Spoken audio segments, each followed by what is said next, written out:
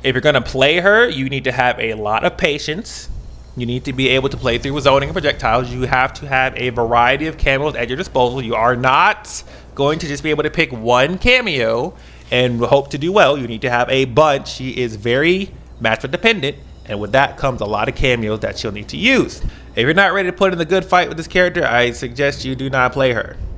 If you're thinking you're going to dive kick with her and get to Elder God, you won't. The furthest you will get is Warrior. This whole cancel right here, it's a gap.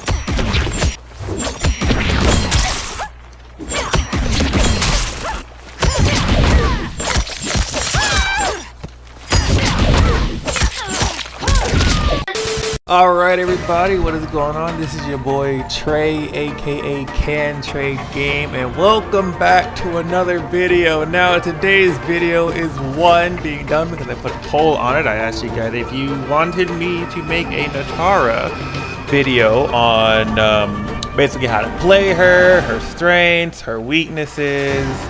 That's what I'm going to do today. This is going to be an in-depth video.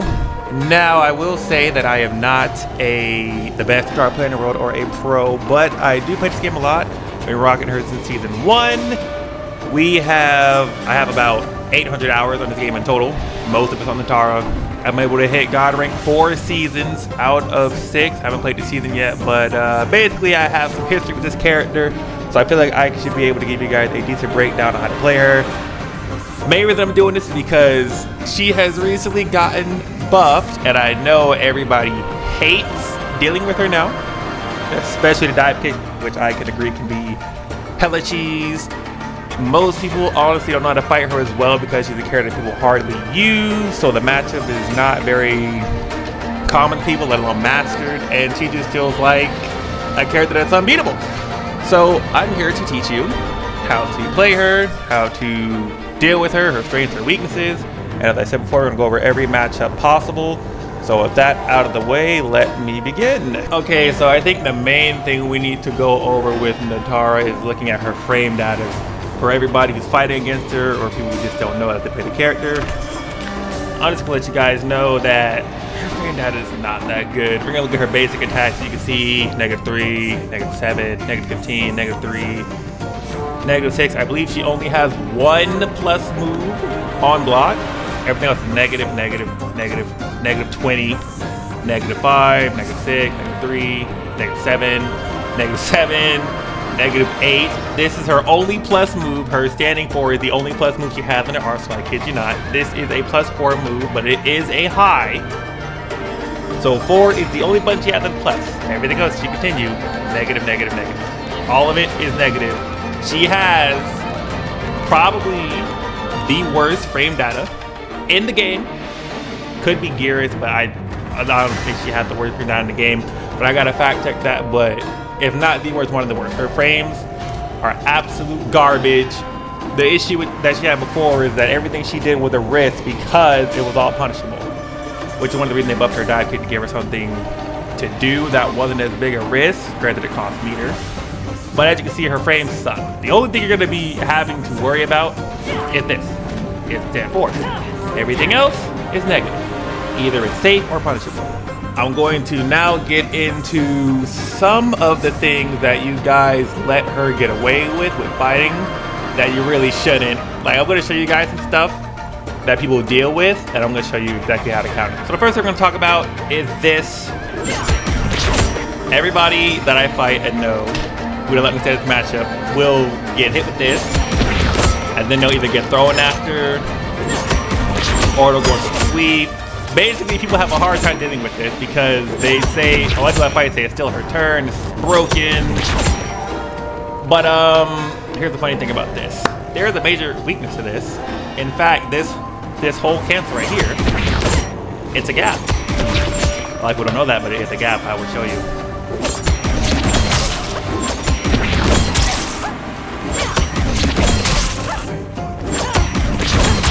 Right. See, you can't armor this. I get armored there. The timing is strict because the overhead has a lot of blocks done to it. Get to it right when you hit by the next hit. If I can get the timing down, really shouldn't be getting hit by this anymore. And I think the same thing goes for her forward 4 cancel.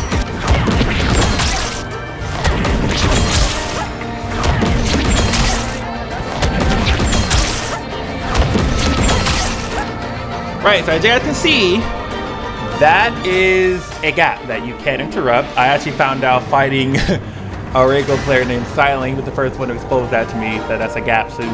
So they're fighting a player to know that, which most of the people in the community don't know that. If you ever deal with a Nitara that does this, which most of them are gonna do it, they're gonna do this all the time. This is like her best string on the ground. Best string on the ground. You can armor that. And this, getting armored there is one of the worst things that Nitara can experience, because as you can see, for her to do this cancel, it costs her meter. See, you have to spend meter so you can cancel. In any direction, you must spend meter. So if you're spending a meter on this cancel and your opponent armors it, you've just wasted a bar and you've lost your pressure. And I can tell you from my experience that sucks. You hate to have that happen. That is completely painful to deal with, losing a bar like that and getting armored through it. It sucks. However, there is a way that a Nitara player can deal with this. It's not the end of the world if you're fighting someone with armor that you can't. There is a way to cover it, and I will show you guys that right now. If you do this, you can make it safe. You can cover it if you do this. If they try to armor, you will block it and you can't get punished. So it is something that she can deal with if she reads it. If you're fighting someone who knows to armor that, which again, like I said, most people don't. Really, the only people who've done it to me have been pro players. You can do this. You can cancel downwards and it'll be safe. You'll have time to block and that'll cover that flaw.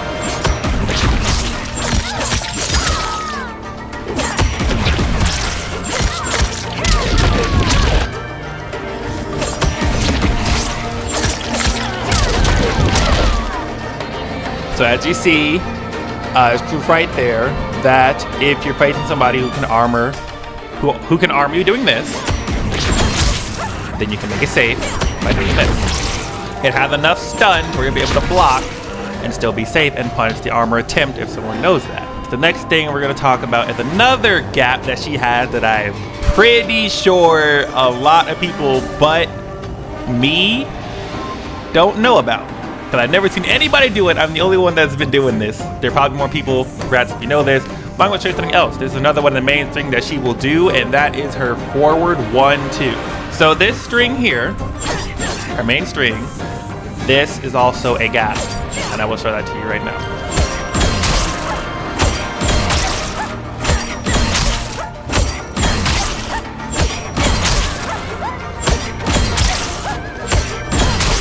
So as you've seen, again, this is like probably her second best, if not her best button on the ground. It's arguable between this and this, but every Nitara and their mother will throw this out on the ground, not knowing that this is a gap.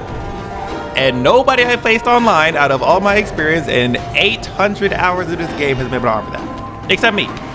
That sucks. That's the main string that she uses, and it can be armored. It's a gap. Also, at a distance, if she happens to whiff the forward 1 and you happen to block the 2, you can up block that.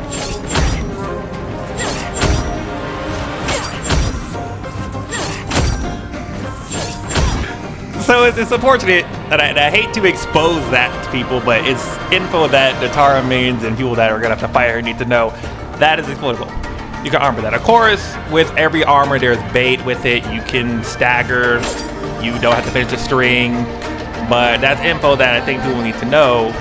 That string is a gap. So be careful throwing it out against good players. It's never happened to me. But when people catch on, that will happen. When people decide to lab, you will eventually get armored through it, and it's going to suck. I have fought people that have armored through this. So it's only a matter of time before they start armoring this. And you have to deal with that. Now, the third major gap that she has, that a lot of people don't know about as well, except for a few people. I have played online and got a rank and someone did armor this, and it sucks. I've actually been hit with a shadow kick brutality through it because someone knew about the gap. This one's a little bit more common. but it's on her new launch string she has, her safe launch string. So this string here that she can now cancel off of and get a combo, this is a gap. It is 1, 2, 4, and 4 is a gap.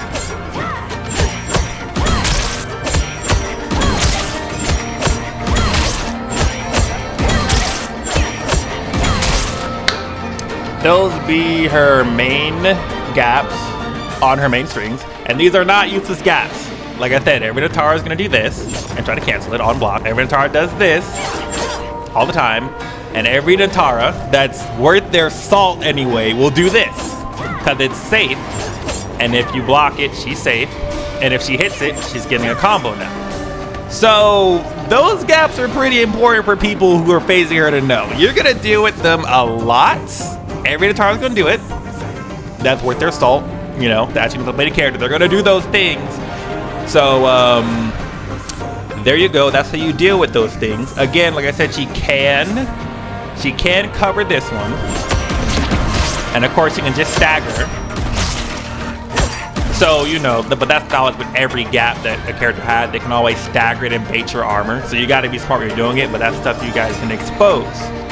Now we'll go over some other things that nitaras do that's fake, that people let them get away with, not knowing that you can punish these things. So the first thing we're going to talk about is this one right here. This was, the Sareena got buffed, the patch for this one. It gives her, she's now able to cancel off of this into special, whichever one she wants. She can even call kameo after it now. So it's a lot more threatening of a string. It's one of the better strings that she can cancel into down back 2 off of. I'm sure there have been people in line have dealt with this type of something like this before, basically. Something like that. Or maybe even this. Right? I'm sure people have dealt with this before. Dealt with her air shenanigans off this string. Well, let me show you a simple way to counter that.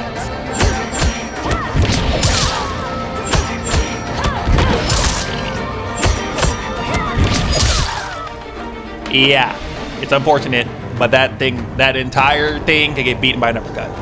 It's completely fake. It's fake. And nobody knows that, really. I've seen a lot of people I fight let me do it on them all the time. People I fight online let me do it to them all the time. Except for this one Astra player who knew. Every time I did it, she kept uppercutting. I'm like, well, she knows now, you know, the gimmick's over. But that's a gimmick, people. You can uppercut that.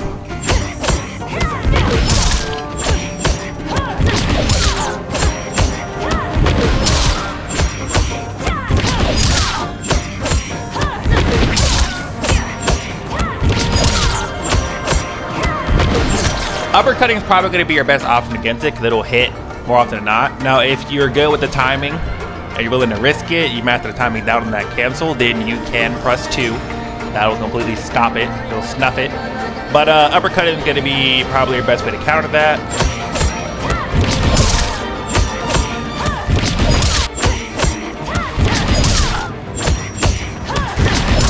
So forget trying to cover it. It's not the same with the sweep where if they press, you can do a DX dive kick and punish it. No, the uppercut completely stuffs anything you're going to do off that. If you're trying to do this, forget it. Forget it. If they know to do this, anything you do after this is bullcrap. It's BS. You can't. It doesn't matter if you want to do this. It doesn't matter if you want to do this. It doesn't matter if you want to do this. If they time that uppercut properly, anything you do after this, you will get punished every time. Down 2 will beat this. It will beat it. It'll beat anything you do. So don't, against a good player, do not commit to this on block. Don't. If they know how to punish it, you're gonna eat crap for trying to do it. Don't do it. This won't save you. This won't save you. This will not save you. This will not save you. This is going to shut that down completely. And it's not a hard thing to figure out. And that's one of the biggest things I see people get robbed when they're fighting nitara. They let her just do that for free. No, stop it. Down to that. down to that, especially if you're Ashra with that long sword. Now you're not getting anything. you uppercut that string. And that goes back to this. If they know this is a gap, right, and you can armor this, which we learned earlier, then if you start armoring that to Nitara as you start staggering it, then at that point what you would do as a player is just hold block, just hold the string until they try to do this. And then when they commit to it, you down to them.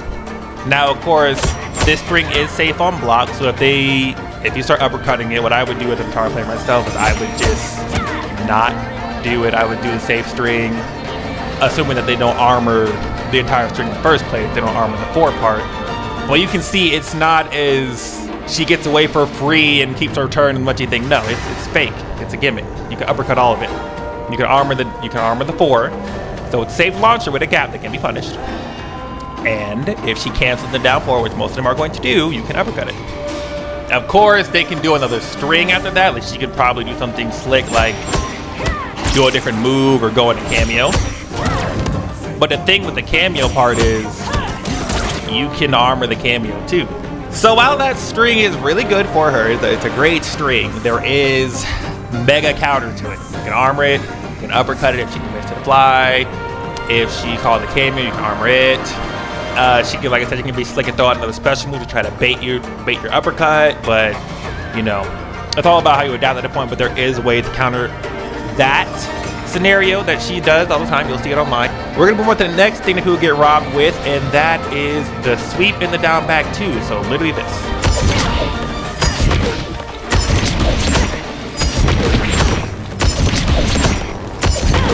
This has been something that Nitara players have been doing since season 1. Like, so I feel like people should be familiar with this now. All of this crap here, all of this garbage, all of that, and even this, which is now buffed, by the way, because they made the dive kick safe, so it's not as much of a risk to do this anymore. But there's still counterplay. Let me show you.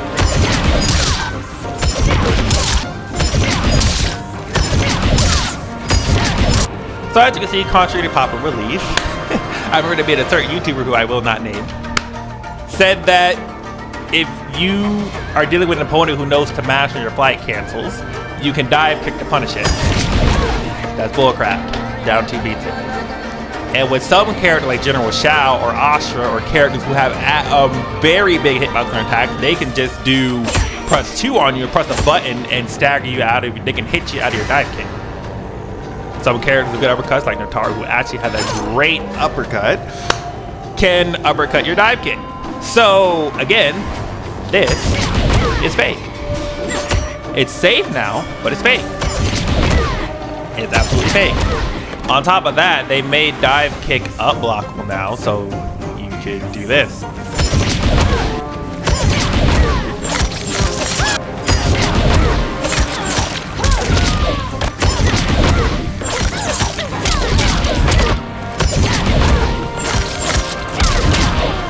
So not only is that thing fake, but they nerfed that in this patch by making dive upper, oh my god, I'm sorry, up blockable. So that whole thing is chopped. Like, if you're fighting a Nitara that's gonna dive kick that, because newsflash, 90% of them do, because dive kick's safe now, so why wouldn't they do it to cover their tracks? Up block that. Up block the dive kick. This should no longer exist. This should not be a thing. It shouldn't. But then, of course, you could say, well, what if I try to up block it? She baits it, cancels downward, and throws me. Well, like I said, uppercut beats dive kick and that, so crush it with uppercut. Like, crush it with down 2. Like, she shouldn't be getting away with that stuff. And people let her because people don't know that stuff. But it's not, it's a gimmick. That's what I've been saying with Bird for a minute. It's a gimmick. Things that she gets away with, that you allow her to get away with, that you find it difficult to deal with, really aren't that difficult when you find out the counters. A lot of strings have gaps, a lot of these cancels are fake, can be beaten by pure uppercutting or just pressing 2. The dive kick is now up blockable, so sweeping the dive kick can literally get punished, meter burn or not, because you up block the mid. So I hope that shines some light on that. Now, there are some cancels she can do to kind of mitigate the risk, which I'll show those, but it's still a gamble.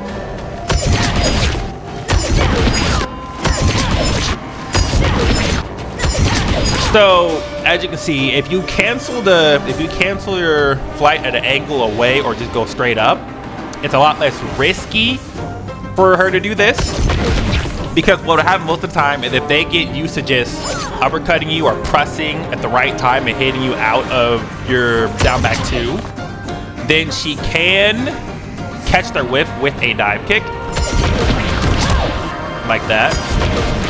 Which I have done to a couple people. It will cost you a bar, but if you notice the opponent's mashing, then what you do with the nitara player is cancel up or cancel away.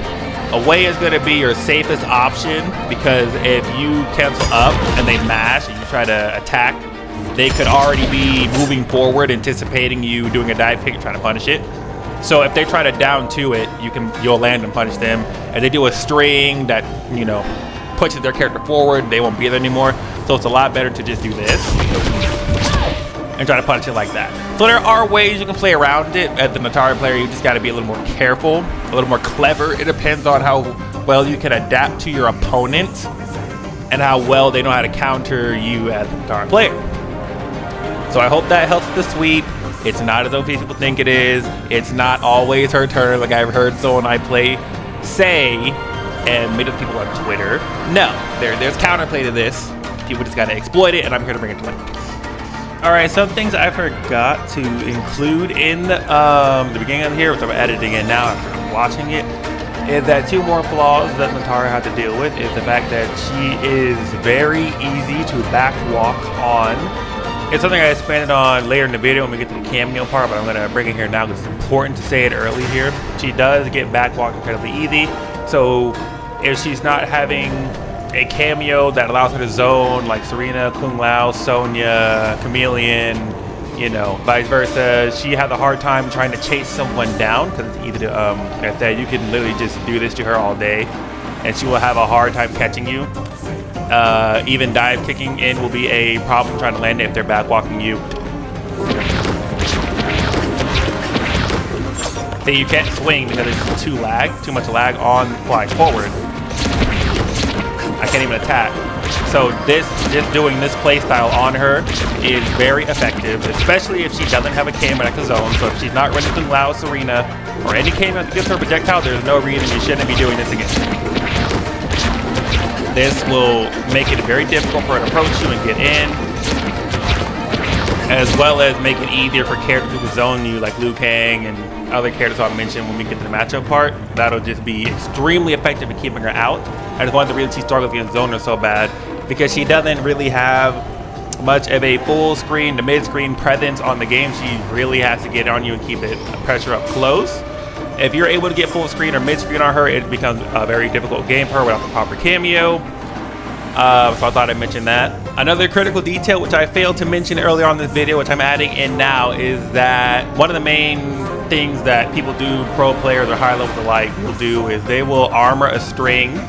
If you know it's a gap, you can obviously armor through it. I think people at the higher level or the higher ranks, Elder God know this already. You can punish the gap by armoring it.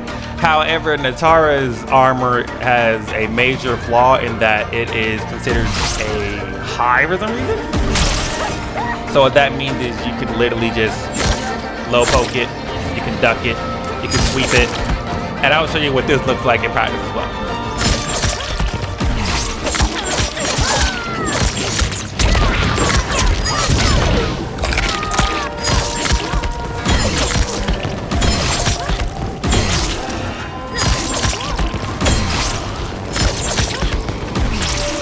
All right, you can see that's a very critical thing that she can deal with, that she has to deal with, because it just means that if she's ever on the ground, there's nothing really stopping the opponent who knows about it to just abuse that, like Johnny Cage. Like, it's the same thing when you're dealing with Ermac, Johnny Cage, General Shao. She's got the same flaw. Her wake up can be low crushed, which is completely garbage. And then there are some characters like Baraka and Smoke and probably more characters, but Baraka and Smoke for sure, I know for a fact, can literally do some overhead moves that can literally leap over it. So if you're ever dealing with a Baraka, not only can he armor break you with an unusual move that he does when you're in the corner, but he can literally do the overhead, and if he times it right with this, he'll leap right over it and he'll get the punish anyway. So Baraka is a pretty rough situation to deal with. It's not very fun to have that happen to you, which is one of the reasons I consider the Baraka to be like one of her worst matchups. But, you know, as I play the game more and figuring out Baraka, I find the matchup to be even. But more on that when I get to the matchups and characters. But yeah, I just had to bring those two things to light. That would have been a critical oversight if I did not include those in the guide. So now I'm actually going to go over how I play Nitara. And it's not super different for most people, but we'll see how it goes. This is how I play her. So yeah, there are other Nitara players that play better than me or whatever. But this is how I play her. And how I've had most of this playing, at least for me players. Most of the Nitara players, they're doing a lot of flight shenanigans. They're doing this, canceling a lot, you know, flying back, kicking, and then flying, canceling. I don't do that. One thing you will notice about me as a Nitara player, pay attention to the stuff I post. I play her a lot more grounded and a lot more fun, but I play her a bit more like she's a normal character that doesn't have wings and doesn't just fly around. And I know it's kind of an odd way to play her, because as I showed you guys earlier, her frame data is completely garbage, so I've been playing her neutral. Well, the thing is, in my mindset is, this, as I showed earlier, all this is gimmicks. It's gimmicks. The general rule of thumb that I follow when I fight another Nitara player is, and this will probably help you follow these rules, I promise you'll have a better time on Combat League. When she is in the air, doing all this crap here, stuff they normally do, I'm blocking. I'm not moving, I'm blocking. Trust me, against Nitara, defense is the best counter. What you do not want to do is press buttons. What you don't want to do is press buttons.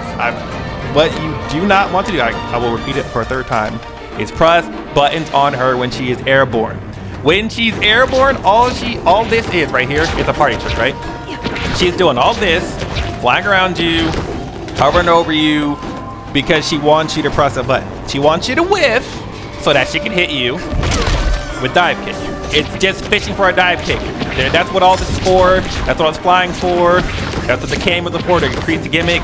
She just wants you to press a button so that she can dive kick you. You start mashing on her when she's flying, you will pay. You'll be eating dive kicks for breakfast, lunch, and dinner. Do not fall for it. Do not fall for it. When she's flying, for me, when she's flying, the player's burning calories. They're flying for what? Let me tell you a secret. She doesn't have a low in the air. She does not have a low in the air. There's no way she can hit you with the low attack by herself as a character when she is in the air.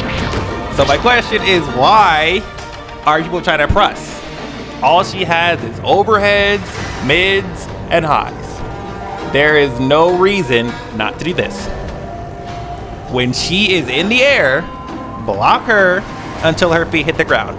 Stand block, hold that button till her feet hit the ground. When she's doing all this, block her till her feet hit the ground. I'm telling you, this will work wonders. Look at that. It's overhead. It's overhead. That's a mid. It's a mid. Overhead. Mid. Overhead. The kick. Overhead. Everything is an overhead. The dive kick is a mid. That's the mid. I can meter burn it. Sure, I can meter burn it, and it's safe, but it pushes you back. What does she get off doing this? Nothing. I wasted my meter, and I still can't hit you. Yeah, I'm safe, but I don't have a meter, and I still haven't opened you up. She cannot open you up from the air if you're holding block. When she's airborne, there is nothing she can do to make you stop blocking. Nothing at all. That's why I say when she's airborne, block her until her feet hit the ground, and it will help you a lot. Now, if she's jumping and you're trying to anti-air her, or swing at her, or press a button, you're finna get dive kicked. You're finna get hurt. You're finna eat 40%. It's gonna suck. You're gonna hate the character, and you're gonna say she's broken. Please block until her feet hit the ground. You'll have a much better time. Airborne, stand up block. Do not crouch, because as I discussed before, if you crouch block, you're gonna be eating overhead. The worst thing she can do to you when she's airborne while you're blocking is throw you. That's it. flying in the air, doing all this, moving on you. The worst thing she could do is throw you. The worst thing she can do is throw you. The worst thing, again, the most threatening thing she can do to you when she is airborne and you are standing holding the block button is throw you.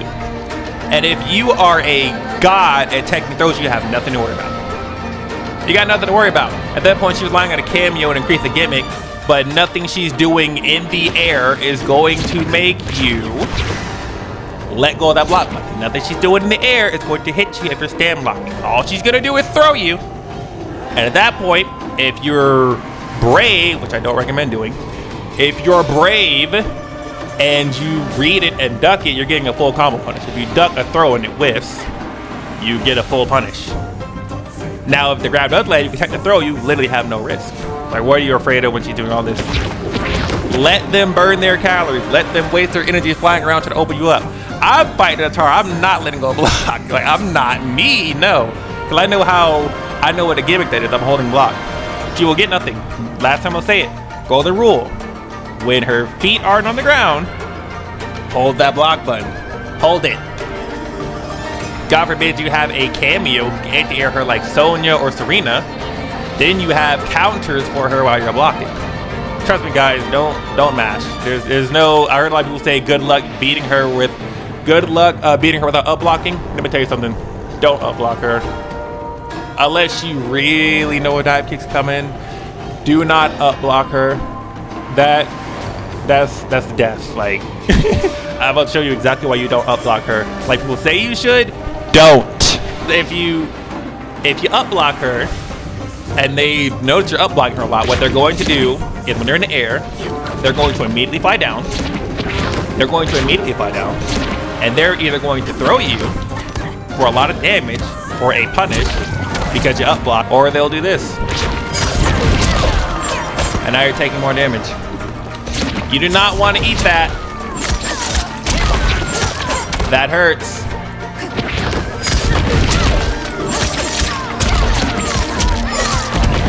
Don't do it. You up block her and she flies and she hits you with this. You're eating a sweet and a dive kick. And you're getting a combo. 38% is going to do more if you're up blocking. Or you're gonna get thrown for 18% of your life and it's going to hurt. Don't up block her. The only time I recommend up blocking Nitara is when she does this. That's the only time. When she does a sweep, up block that. Because dive kick is up blockable now. When she sweeps, up block then. That's the only time. The main time I recommend up blocking. Don't do it when she's flying around, guys. If they see the up blocking, they're going to keep hitting you with this. You're going to get torn alive by sweep dive kick, and it's going to be a miserable time. Just block normal. That's good enough.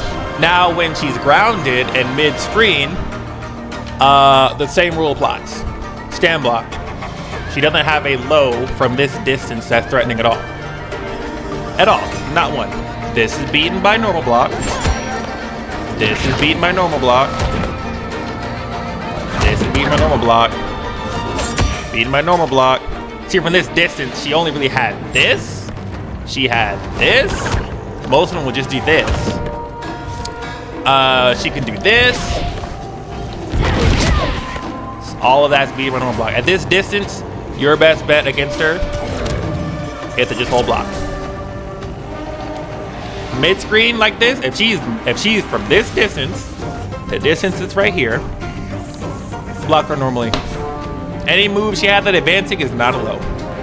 Same will apply like when she's airborne, hold block. If she's this distance, hold block. There's nothing she can do to open you up besides throw you. Maybe she can do this. Because the thing with dive kick is dive kick does have quick recovery. A lot of quick recovery. That's the main way I get it as a Nitara player.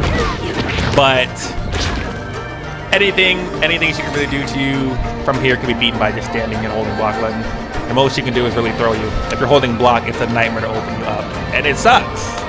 It's a pain.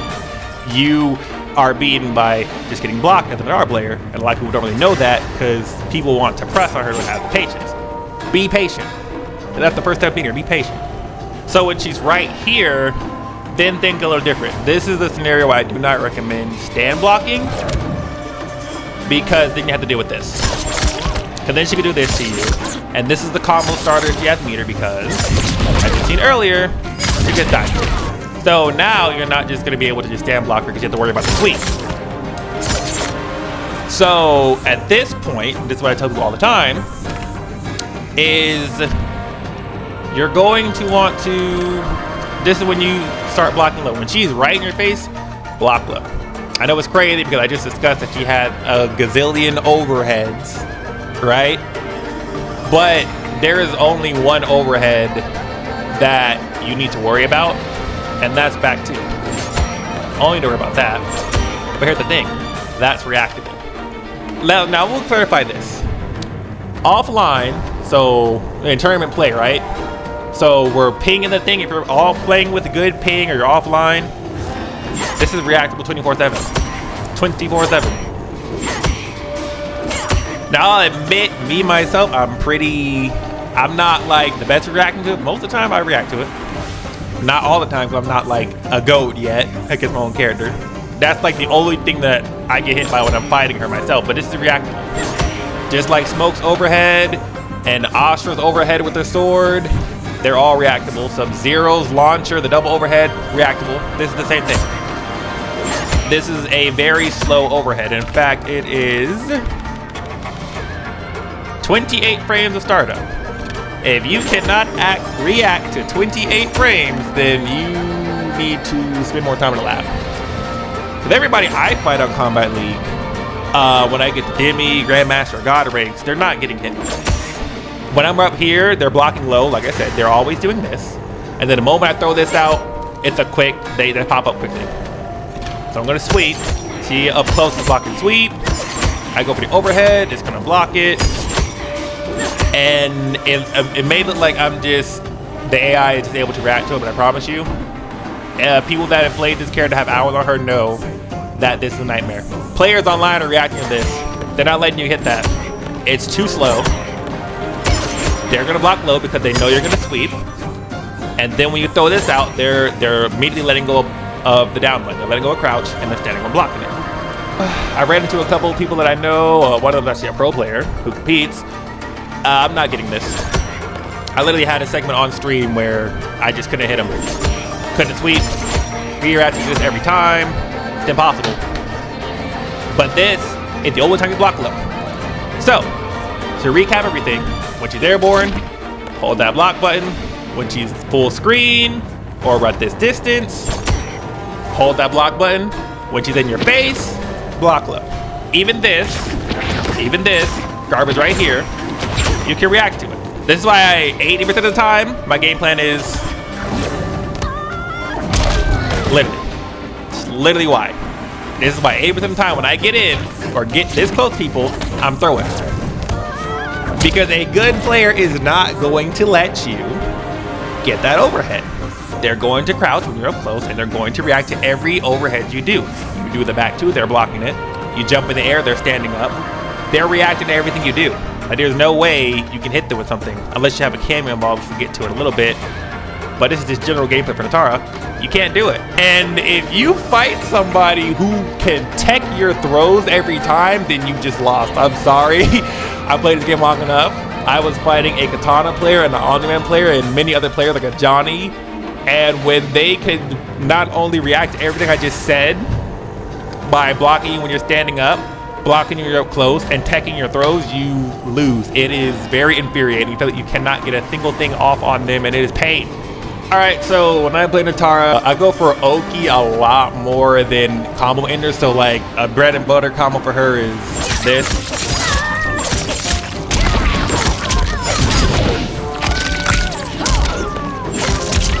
And then they'll end it with down back two. I'm trying to get it correct.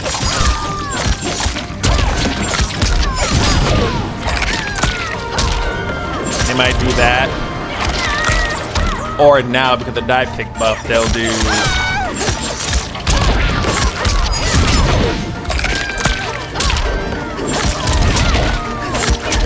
and end it like that, which is good damage. My thing for me as a Nitara player is I don't usually end my combos like that. Or I don't end my combos with a dive kick or even with back forward kick. My game plan with Nitara is I go for Oki a lot more because as I discussed earlier, if they know how to block her no shenanigans, it can be very hard for her to open you up. So when you finally do get that hit, I like to keep the pressure going. So what I'll do instead is I'll do a dive kick and miss on purpose. So I'll do this instead. Right, I'll just end it and close the distance. Cause that way you can get a quick throw off on them. If you inch in, which most people don't react to. So I'll do that. Or what I'll do is throw out the down back 2 at that point, because the down back 2 is just slow enough to where they have to get up into it. And for some reason in this game, most of the players, when they get up off the ground, they're gonna block like this. I don't know how people crouch block so much in this game, but that makes this, what I'm about to show you, a lot more effective.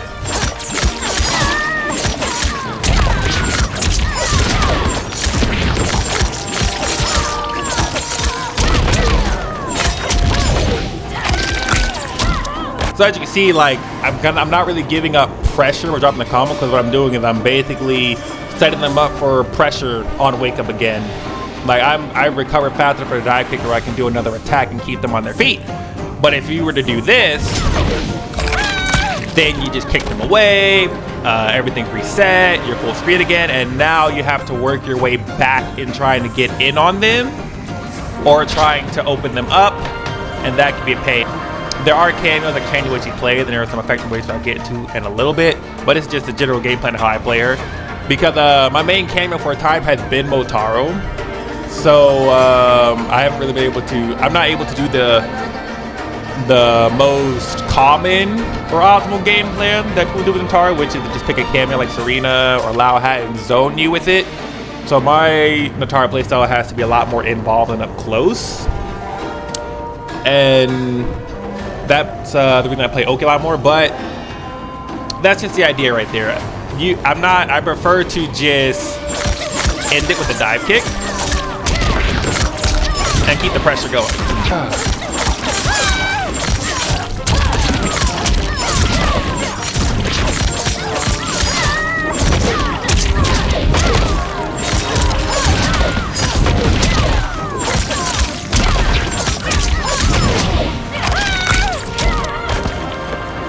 And then of course from there you can just keep going, you know, keep the pressure going on with the Oki. That's kind of what I do with her. That's why in a lot of, you know, the stuff that I upload, you never really see me in combos too much. All of the Oki can be destroyed by just delaying wake up. So of course you got to be careful. That depends on you reading your opponent. If you're finding someone that delays wake up, then you're gonna have to read it and bait the wake up. Take your time on the Oki, wait for a little bit, or you're just gonna have to jump or just end your combos like normal. But delay wake up will kill that. But most of the time, people I fight don't delay wake up, and when they do, I'm going to, like I said, wait it out and play accordingly. But if they're not delaying wake up, you can get away with doing that a lot. Now again, this can change with your cameo completely. It can completely change your cameo. Like I said, for Motaro, that's the way I'm playing. He's not really a zoner. The only thing he has is turret tail, and that takes the whole bar. So you really got to be in someone's face with Motaro to get the most value out of him, and you're gonna use his reflect when you're dealing with someone zoning full screen. But we'll get to that when it comes to matchups.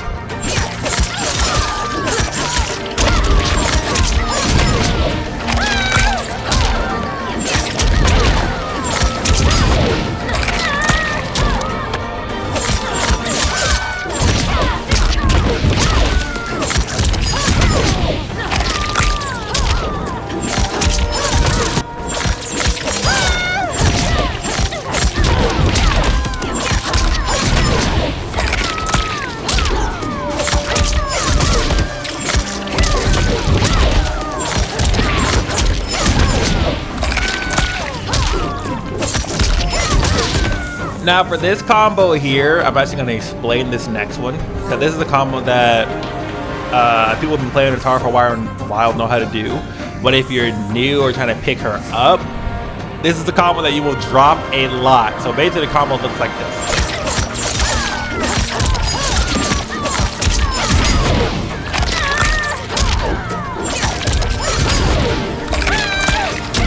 That's the basic one. Of course, with the update, you can dive kick now after, so I'll show what that looks like.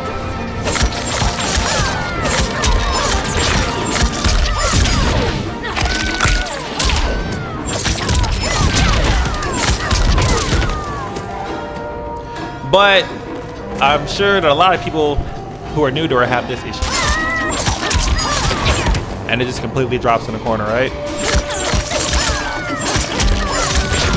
Can't get it to work. Show it one more time. Well, here's the issue with this combo, and it's something I had to figure out from watching Deoxys explain it, right? This combo, if you're doing this combo and you're not able to get the down T part to hit like that, and it's just whipping like this, the reason is because of how you're jumping, right? If you're doing the combo and you're jumping like this, it's gonna drop. Will drop every time. So for the combo to work in the corner, you need to tap up. It needs to just be up on the D-pad, or the stick, whatever you play with, up. Not hold forward. Do not hold back. Obviously, when you jump back, it doesn't work. You do not jump forward into the combo. If you jump forward, it's going to drop. Now, if I tap up, as you see on the D-pad, if you look at the combo when I do it, I get it every time.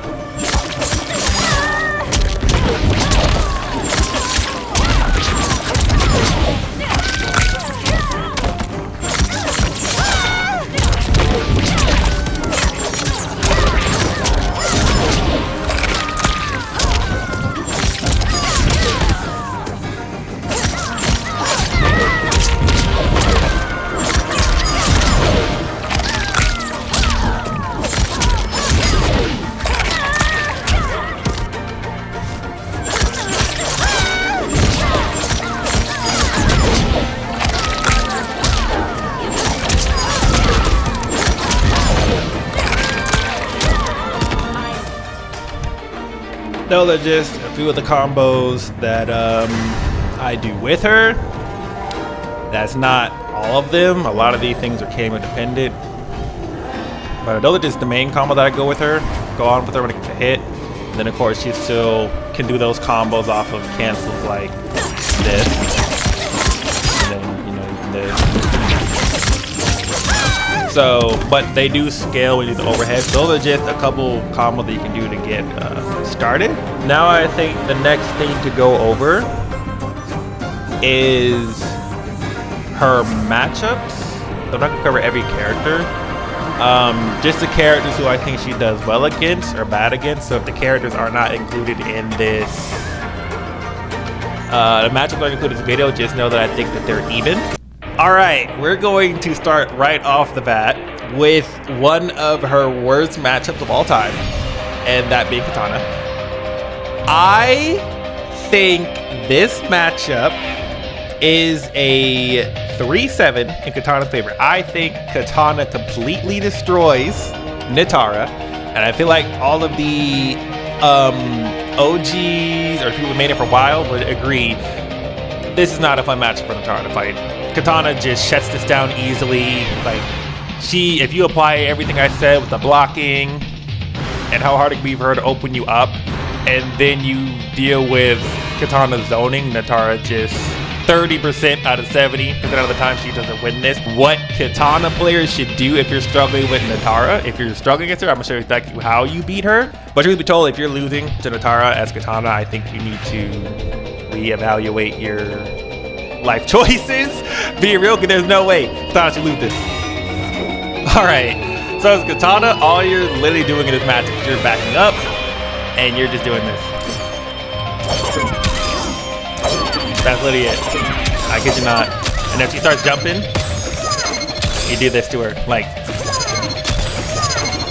literally all you gotta do as Kitana, you're doing this. I kid you not. And she literally can't do anything about that. Like, nothing. She can't.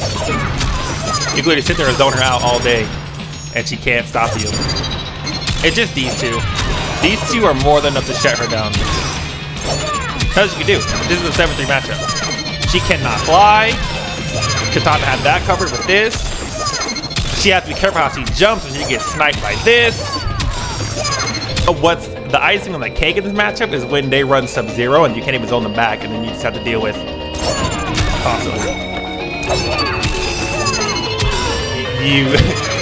Nitara just can't deal with it, right? This is a 7-3 matchup. I'm sure that in this situation, a lot of Nitaras have folded under pressure and given the katanas quick tallies, which I understand. This is a nightmare. We hate this matchup. However, I'm gonna try to give you some advice. Some things you can do as Nitara to try to mitigate the damage this matchup does. Like, this is probably her second worst matchup of all time. If not the worst matchup of all time, I'm not even kidding. This is 3-7. Anyone who played this matchup knows this is 3-7. But there is hope for you to be, there is hope for you as a Nitara player.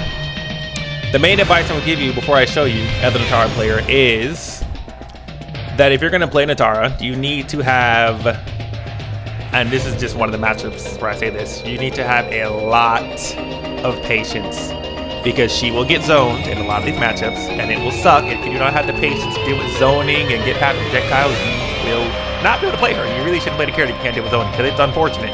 She doesn't have a good projectile. She only has one, being Blood Bolt, and it's a trash projectile that it injures herself to get. It's not really worth doing at all, especially when helping the zoning work because it's so slow. But you're gonna have to have the patience to deal with the projectiles. You're gonna have to duck them. You're gonna have to fly over them in certain matchups. Katana is not one you can fly over because of, but when it comes to this, you can crouch it. And then when she throws this, this one, you just have to be able to react to it and block it. But most of the time I'm ducking and standing up when she throws this. But like I said, I'm gonna show you the ways on how you can deal with it. And it involves your cameos. That goes to the next point I'm gonna bring up with Nitara. She is literally one of the most cameo dependent characters on this game, and I'm not even kidding. Without a cameo, she is buns. And she needs 18,000 different cameos for certain matchups.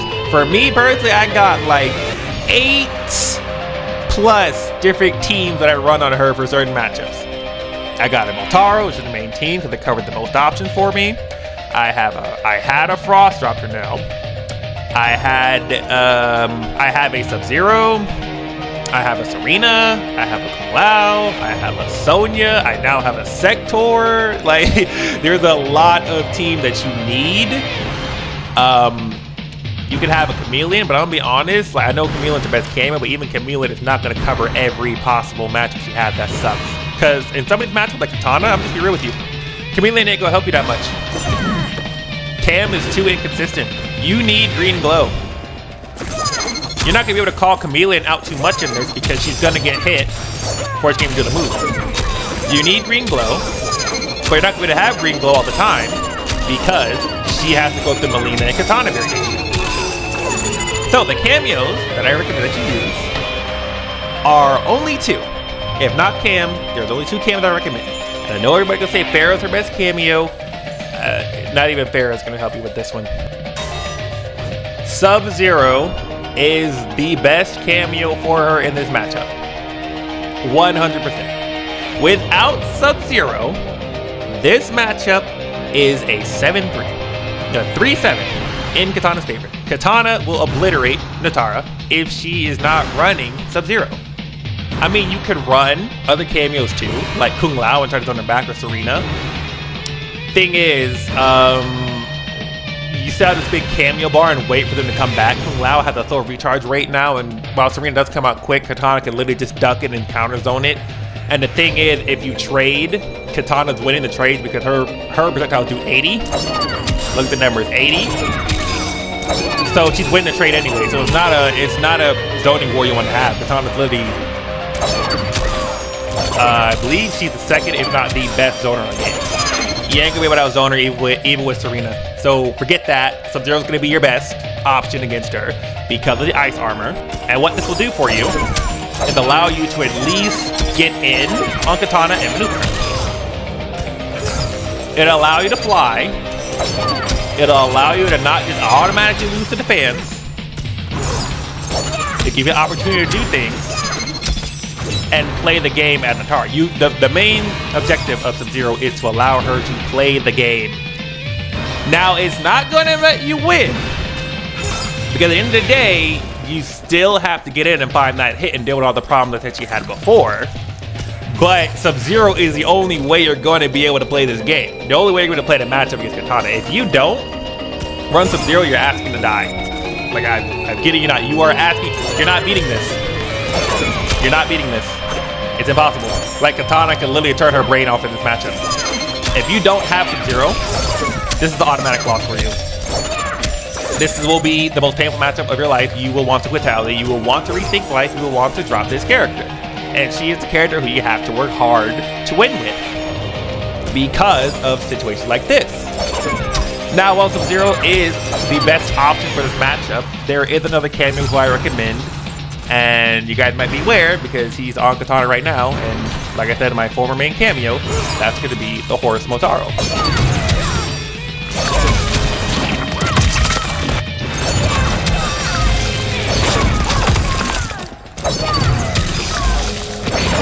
So as you can see, he bounced the projectile back at her. And one of the main things I like to do when I'm fighting a zoner with Motaro is I'll do blood sacrifice right behind the shield. And I will shoot it right there to stop her from zoning for a while.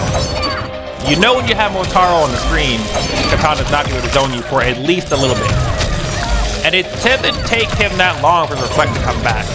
It's not the fast retarded, but it's not long either. And what this will allow you to do on her is, like, again, give you an opportunity to zone her back. Now the problem that people have with Motaro, and this is just people, players in general, so not just Motaro, is that people like to hold him out preemptively when it comes to zoning, but that's not the best way to use his reflect. Honestly, the way you should reflect it with Motaro is you want to use the first reflect activation on reaction to the projectile, right? So when she's zoning, do it on reaction, and then you hold him out. Don't hold him out early, because if the zoner sees you holding out his shield early, they're not gonna zone you. They're gonna let you burn your meter, and then you have wasted Motaro. If you do it on reaction, you're getting value out of him at least once. And then for most people, if you reflect with him, they're not going to zone you again. They're going to stop. They're going to wait. And then from my experience when I fight Kitana players, most of the time, when the shield's up and I do this, they're going to try to walk in and jump in on you. So you want to use Motaro's shield to either set up blood sacrifice yourself, zone her back, or follow behind the shield when she tries to jump in on you. Cover yourself from her projectiles after you're reflecting the first one, and now you have time to get in. And usually what I do, once I reflect her fan, is I'll do this. This is literally what I do on Combat League. I'll go in like that, and get her while she's hit with a projectile, and then most of the time I'm gonna combo her. This usually works when I fight a Kitana online. It's still a very tough match, and it's not an auto win, but it helps. It's something that she can do that I think people should definitely invest into Motaro. And I'm going to be honest with you guys, I really do think Motaro is a sleeper pick for Nitara specifically because of all the zonings you have to deal with.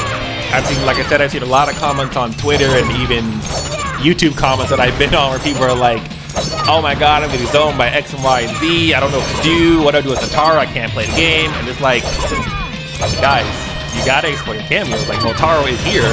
He has the tool for you, and he can help you. Now, again, I don't think he's the best. I think he's the second best option for Nitara against Kitana zoning because Sub-Zero is constantly active. So instead of having to time the reflect properly, instead of having to time it, you can just apply Sub-Zero immediately and get to moving in.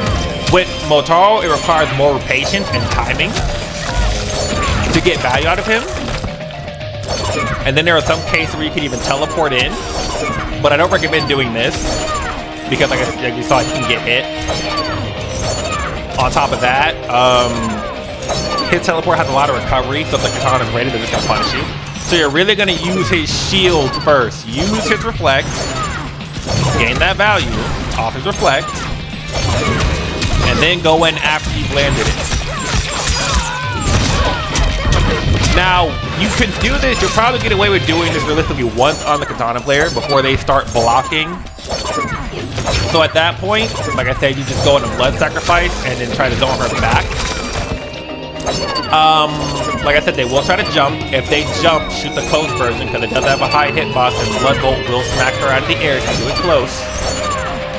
Or what I like to do is do this and bait her to jump. Like I won't shoot a projectile, I'll just do Blood Sacrifice just to bait her jump and then punish her jump with down back 2 and get a combo. So for every Nitara starting with a Nitara matchup, these are the 2 camos I recommend, Sub-Zero and Motaro. My go-to is Motaro because he's my main cameo. But I do think for this matchup, Sub-Zero is the best cameo for her to use if you don't want to auto-lose. Now again, these 2 cameos will not guarantee Nitara the win, but it will allow her to play the game and have a much better time against Kitana. As opposed to just losing automatically in the zone back. Now, another thing I will say too for this matchup for Kitana, in my experience, is that if you happen to get past Kitana's zoning, and this is the flaw I see with a lot of people in the Nitara matchup, if the player, like the Kitana, right, if she happens to fight a Nitara that can deal with her zoning via Sub-Zero or Motaro, especially Motaro in my opinion, then most of the time, you can, in most cases, the Nitara player will more than likely win because the Kitana doesn't really have she doesn't have a lot of know-how or the knowledge to fight a Nitara outside of zoning her. If you can get past the zoning, most of the time, the Kitana will break down and just have a malfunction on how to fight you, and then they'll end up quitaling most of the time. That's what I experience. Now, in the higher rank, this is less likely. The Kitana will adapt. But in the lower ranks that you might be in, stuck in Warrior or whatever, most of the people will quit, and you'll see this be the common theme with the zoners that you face as Nitara. Most of the time, if the zoning does not end you immediately, and you can get past it, most of the time they'll end up quitting. So that's my spill on Kitana and how you should deal with her, the cameos I recommend using for her, and the cameos I think you guys should lab if you do not use them on your Nitara already. I think they'll be a big help. You'll have a better time on Combat League when you deal with this Kitana matchup. Now we'll go on to her next matchup, which I think is the second worst one for her to deal with. All right. I'm sure everybody saw this one coming. I think her second worst matchup on the game right now is Li Mei. Anybody who is a Nitara main or has been a Nitara main for a minute or who is just picking her up because of the buffs and has dealt with this matchup will know how painful this matchup can be for Nitara. This matchup sucks. Dong. Like, it is completely annoying. Mainly because Li Mei literally has the do not fly button. She has the do not fly move on her character, and that is literally this move right here. Yeah.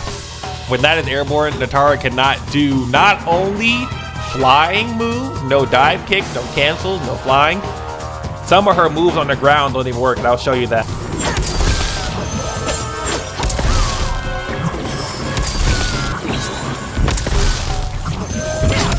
So as you see, not only is she not allowed to fly, you can't do back 2, you can't do 3-4, you can't do down back 2, you're not allowed to go in the air at all, you can't do this string and end it with 1. There's just, the lantern is killer because it kills a lot of her ground options that she would be considered airborne doing because of lantern. It counters more than just her flight. She literally cannot do some of her kit on the ground because of lantern. It is a painful experience.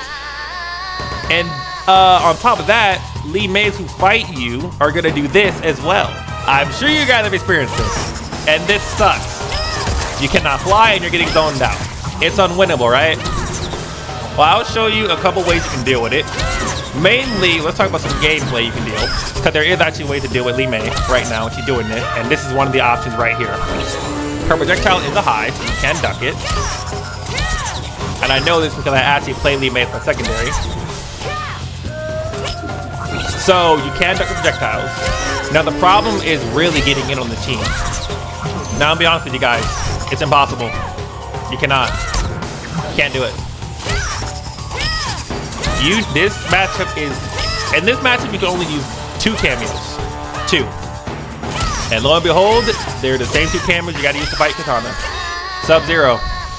He is going to be your man for against Li Mei as well. Without Sub-Zero, you will be cooked in this matchup. Again, you can use Khameleon, but Khameleon is far too inconsistent to try to survive against Li Mei. Do not use Khameleon in this matchup. You can try it, maybe have success if Li Mei knows what they're doing, but if they are good, it's not working. You need something consistent, and that's where I recommend Sub-Zero. Not only can I not be shot down, but Lantern means nothing. If I'm finding a Li Mei and they're doing this, if I have Sub-Zero, I'm doing this. Right? I'm applying Lantern. Here's my game plan, right? I'm doing this. And the moment this ends, Ice Armor's right back on. I will not be zoned. I will not allow myself to be stopped. I'm getting in. She's forced to fight me now because she can't stop me while the Ice Armor's on. Now, of course, the Li Mei can adapt to this. Sub-Zero is not the end-all be-all. But the point of Sub-Zero is to allow you to play the game. But for me, I'm getting in. And another thing I like to do when I'm fighting Li Mei is the moment that Lantern ends, right? They're going to put another one up. They're going to do that. So for me, if I'm watching and waiting, the moment that Lantern ends, I'm going to go in and immediately try to stop her from putting the second one up. I'm going to dive kick in on her animation, and then I'm going to try to hit her, punish her, or throw her so that she loses her advantage. Like that. Literally what I do against teammates online. Do not let her do that Lantern. Stop her and apply Sub-Zero on knockdown, on pressure. Do not let Li Mei get started. That is how you lose. This is the most effective way to fight this. This Sub-Zero's armor is going to be your best friend.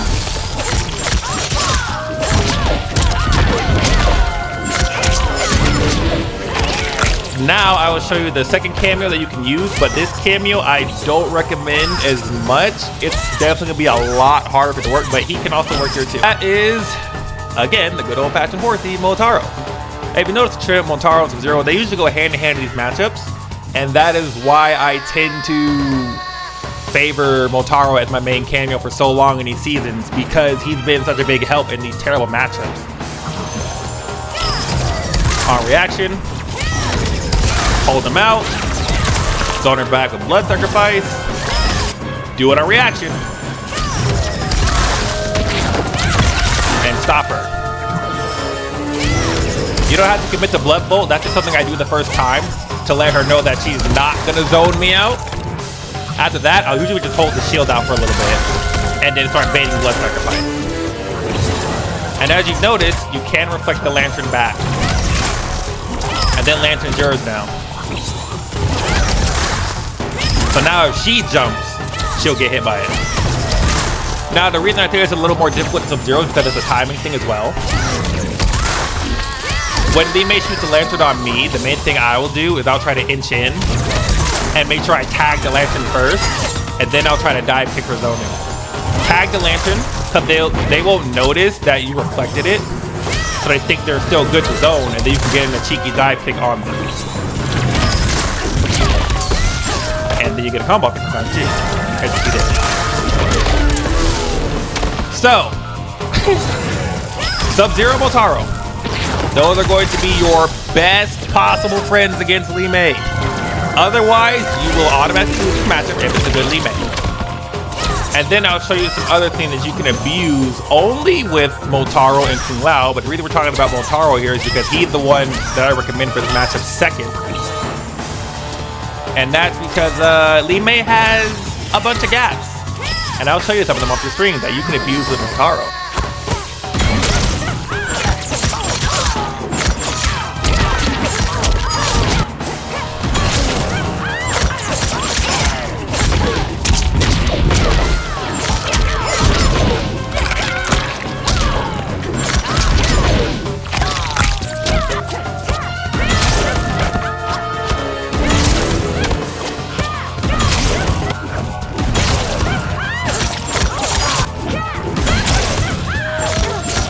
you can see, those are some of the main strings that Lee Mays will do. And as you can see, they are gaps. Most of them are actually gaps you can mash out of. So you don't even need no Motaro. The reason I bring up Motaro is because while he's on your team to help you deal with the lantern and the projectile, you can also abuse that gap knowledge that you had and get a armored launcher with Motaro on your team. So a lot of strings Lee May will do will now give you a combo that you can mess it up, but that you can use because you have Motaro on the team. So there's even more added benefit to having Motaro. And the main strength with Motaro, which I will say when it comes to if you decide to use them with nitara, is that Motaro is literally as strong as your knowledge of the characters on the game. The more knowledge you have on the characters' gaps on this game, the stronger Motaro is. And me, I studied a lot. I know a lot of characters' gaps on this game. I know what's armorable. So that's another big reason Motaro has been such a big benefit on my team, because now when I've armored through a gap, not only am I hitting them in the combo, but every armor gap is now a combo for me. So me especially, while Lee May is I believe the second worst matchup for nitara, and I think it's completely understand why people struggle with this matchup. This matchup is actually not super rough for me. It's still a terrible matchup. I still think it's 7-3, but it's not bad for me because I run Motaro. So like I said, like reflect the projectile, reflect the lantern, armor her gaps if she finishes the full string, armor the gaps. Of course, Lee Mays, they're gonna stagger most of the time because she's plus. When she staggers, they're gonna back walk in and try to throw you. So there's a lot more involved in the matchup than that. But having that knowledge and not losing and getting zoned out makes this matchup tolerable for me, specifically as a Motaro player, because of Motaro. Sub-Zero is honestly the best one, I think, because with Motaro, it's very hard. You know, it's a lot more risky to deal with because of, you know, it's a timing thing. You gotta know when to use him. You gotta time to reflect correctly. Don't just hold it out or she won't zone. You gotta time. It's very important that you reflect the first projectile on reaction to get the most value out of Motaro, and that's gonna be the case in most of these zoning matchups. Whereas Sub-Zero will just, you apply him and to let you get in. The only problem with Sub-Zero, I think, is that if he gets hit, you know, the armor breaks and you're back to square one. So for me, I prefer Motaro, but for most people, I still think Sub-Zero is the best. But that's how I would go about dealing with Lee May. For me, that's how I do it. These are the must. I don't use any other cameo. Most of the time, when I match up against Lee May, I have Motaro first.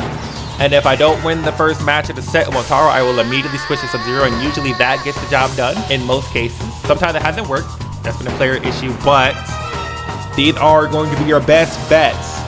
Now I'm going to show you a third matchup that I believe completely blows for nitara, but not after saying this. I'm going to critique the YouTube real quick. I have mad respect for this entire player on YouTube. You know, Bounty Hunter, he actually made a tier list on Natara's matchup chart, and he said that he thinks Nitara beats Lee May, and I don't know what he said. This is with the best teams. We're talking about Khameleon and Nitara. I'm like, I don't know what game Bounty Hunter's playing. No disrespect to Bounty Hunter. I respect his content. I think he's definitely better Nitara than me, but I don't agree with that take. Because as a Lee May player, all you really gotta do is this. This is terrible. If a Lee May is hovering under her lantern, that is the worst case scenario for Nitara. Of course, most times they're gonna zone you and do this. But the hardest Lee May fights I've had have been the Lee Mays that do this. And inch up on you under lantern. Because now this is literally an unbreakable wall that Nitara cannot deal with. She doesn't want to deal with that.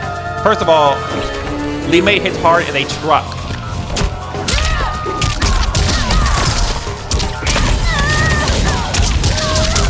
You just lost 45% every time Lee May hits you.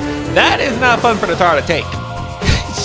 That's half her health bar gone if you're using Motaro in this matchup.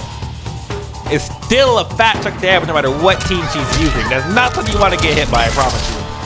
So when this is happening, when Lee May is doing this, Nitara has to deal with a literal impenetrable wall. She either has to jump in the air and get auto-killed by Lantern, or she has to deal with a plus machine who also hits extremely hard. Li Mei has some of the highest damage output in the game. That is why this matchup sucks. Again, I don't know what version of the game Bounty Hunter playing.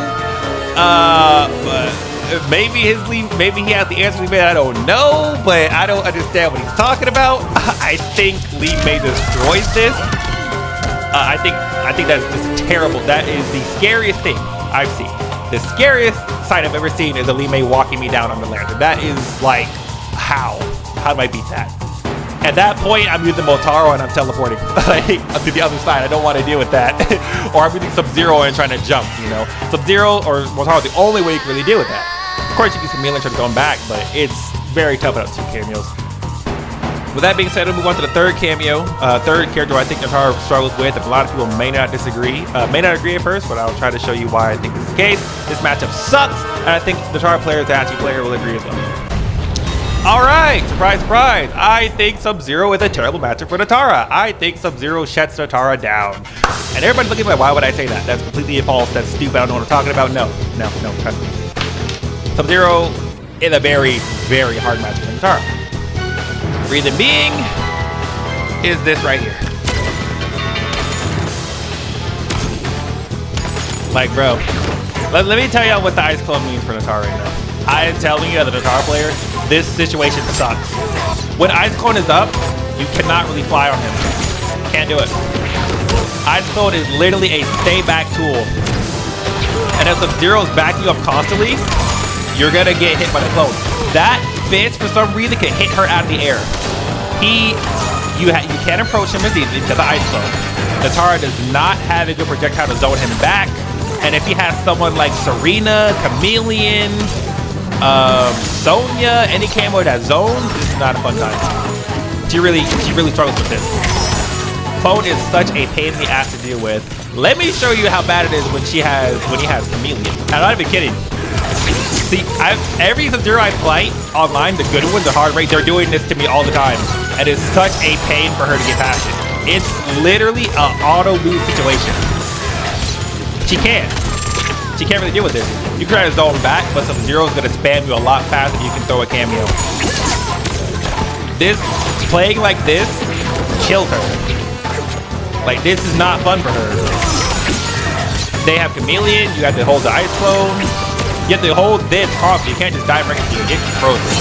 You can't jump when he has Glaive or Melina because it'll get sniped.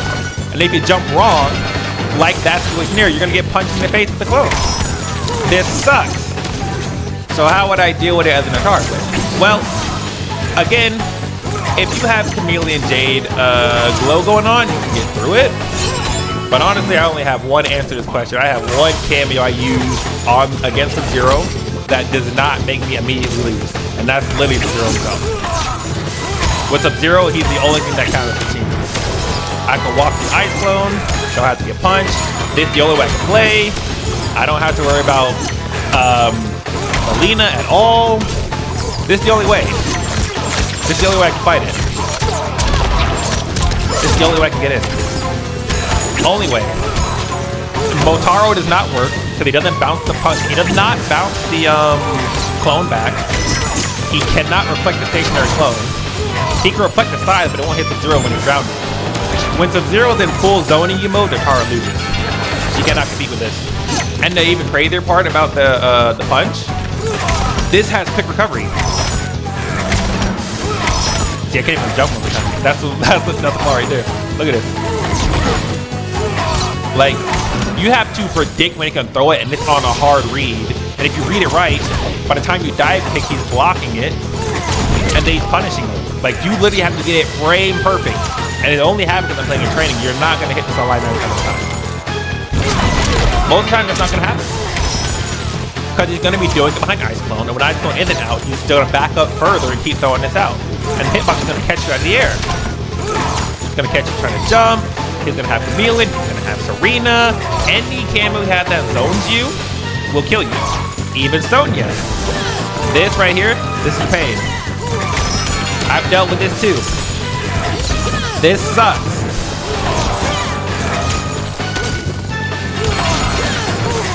And of course, he can still mix in this move too. He doesn't have to keep doing this. He can do this too. Which I've dealt with. Mix this in and keep you at bay. This sucks. And unlike with Khameleon, Sub-Zero does not save you against the Sonya fist. It doesn't. I've dealt with Zero player line doing this, and it's literally been painful screen. Like, this is rage inducing. Sub-Zero is quite literally the only camera you have to bypass this at all. Like, you gotta use Sub-Zero to counter Sub-Zero. That's the only way you can really play the game against a Sub-Zero that knows how to fight what they're doing. This sucks. Gotta use Sub-Zero. I'm hoping I'm gonna bring this to light. A lot of people don't really believe me when I say this matchup sucks. If you play Nitara, you know this sucks. Shang Tsung I also think is a pretty rough matchup for her simply because of this. This sucks. She hates this. Especially with EX because she can't, it's really hard for her to get over it. And then you'll fight the Shang that'll also jump and shoot the air fireball to hit you, similar to Quan. So I'm sure Nitara dealt with this and this sucks.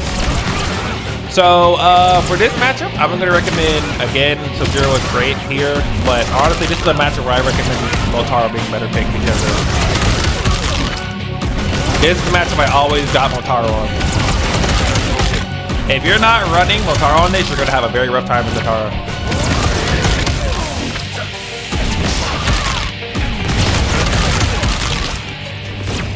Do it on reaction, of course. Don't hold it out or he won't shoot him. But when I fight Shang, this is what I do. And of course, when he's stunned by the fireball, I move in. I would move in with a dive kick. Try to combo off him while he's staggered. Not that it confirms to a combo, but you know, when they're stunned, they're not thinking about blocking.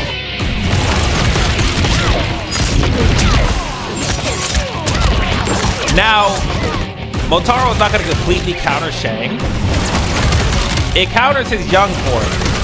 But when he turns old and starts with a ground fireball, there's not anything she can do about it. You just have to be patient as Nitara and wait for opportunity. At that point, Sub-Zero would be the better pick because he would cover the ground fireballs and the young form. But Motaro is going to be your best friend because you're going to reflect it back at him. It's going to hurt him bad. And at the very least, it'll force him to block, and you know you won't automatically lose. You'll be able to fight him back. You know, you'll be able to get in on him, play the game. You won't automatically lose to Shang Tsung going to you. But if he's old and starts with the ground fireballs, Motaro can't do anything about it. He can't reflect something from the ground. But when he's young, Motaro shield. If you want to cover both variants, use Sub-Zero. But Motaro is literally going to be your best friend. Oh man, yeah, no, I got to go over Lu, right? I think Lu is probably the third best counter in Nitara because this dude has one move that will steal the show. That move right there. I know every Nitara has dealt with Lu doing this to them. That sucks. I got one answer for you. Motaro. Whenever I fight a Liu Kang, Motaro is the only way. He is the only way. You use his shield on reaction, and then you dive kick in. Get in there and stop him. That's the only way. If Lu wants to sit back in zone, you better have Motaro. If you do not have Motaro, it's GG for you. You can use Sub-Zero. No, actually you can't, because this destroys Sub-Zero's ice armor. I actually just saw a Twitter post of somebody fighting Liu Kang, and they had Sub-Zero, and the Lu just did this because of Motaro all day. I'm like, oh, if only he knew to use Motaro. Motaro is a definite pick in this matchup, bro. You have to. You gotta go Motaro here, bro. There's no other choice. Of course, what I do when I'm fighting Lu, if I don't have Motaro ready, then I'll just straight duck him, right? And if he shoots other fireballs, I can get over them or I'll just block him. But this is what you're looking out for. The moment he jumps, shields out. Anytime I'm fighting Liu Kang, the moment his feet hit the ground, shields up. This is literally the best way to deal with this matchup. Of course, you still have to deal with Liu Kang his pressure and stuff when he gets in on you. But this is the only way. This is literally your best shot at beating Liu Kang. And of course, you can deal with his gaps too.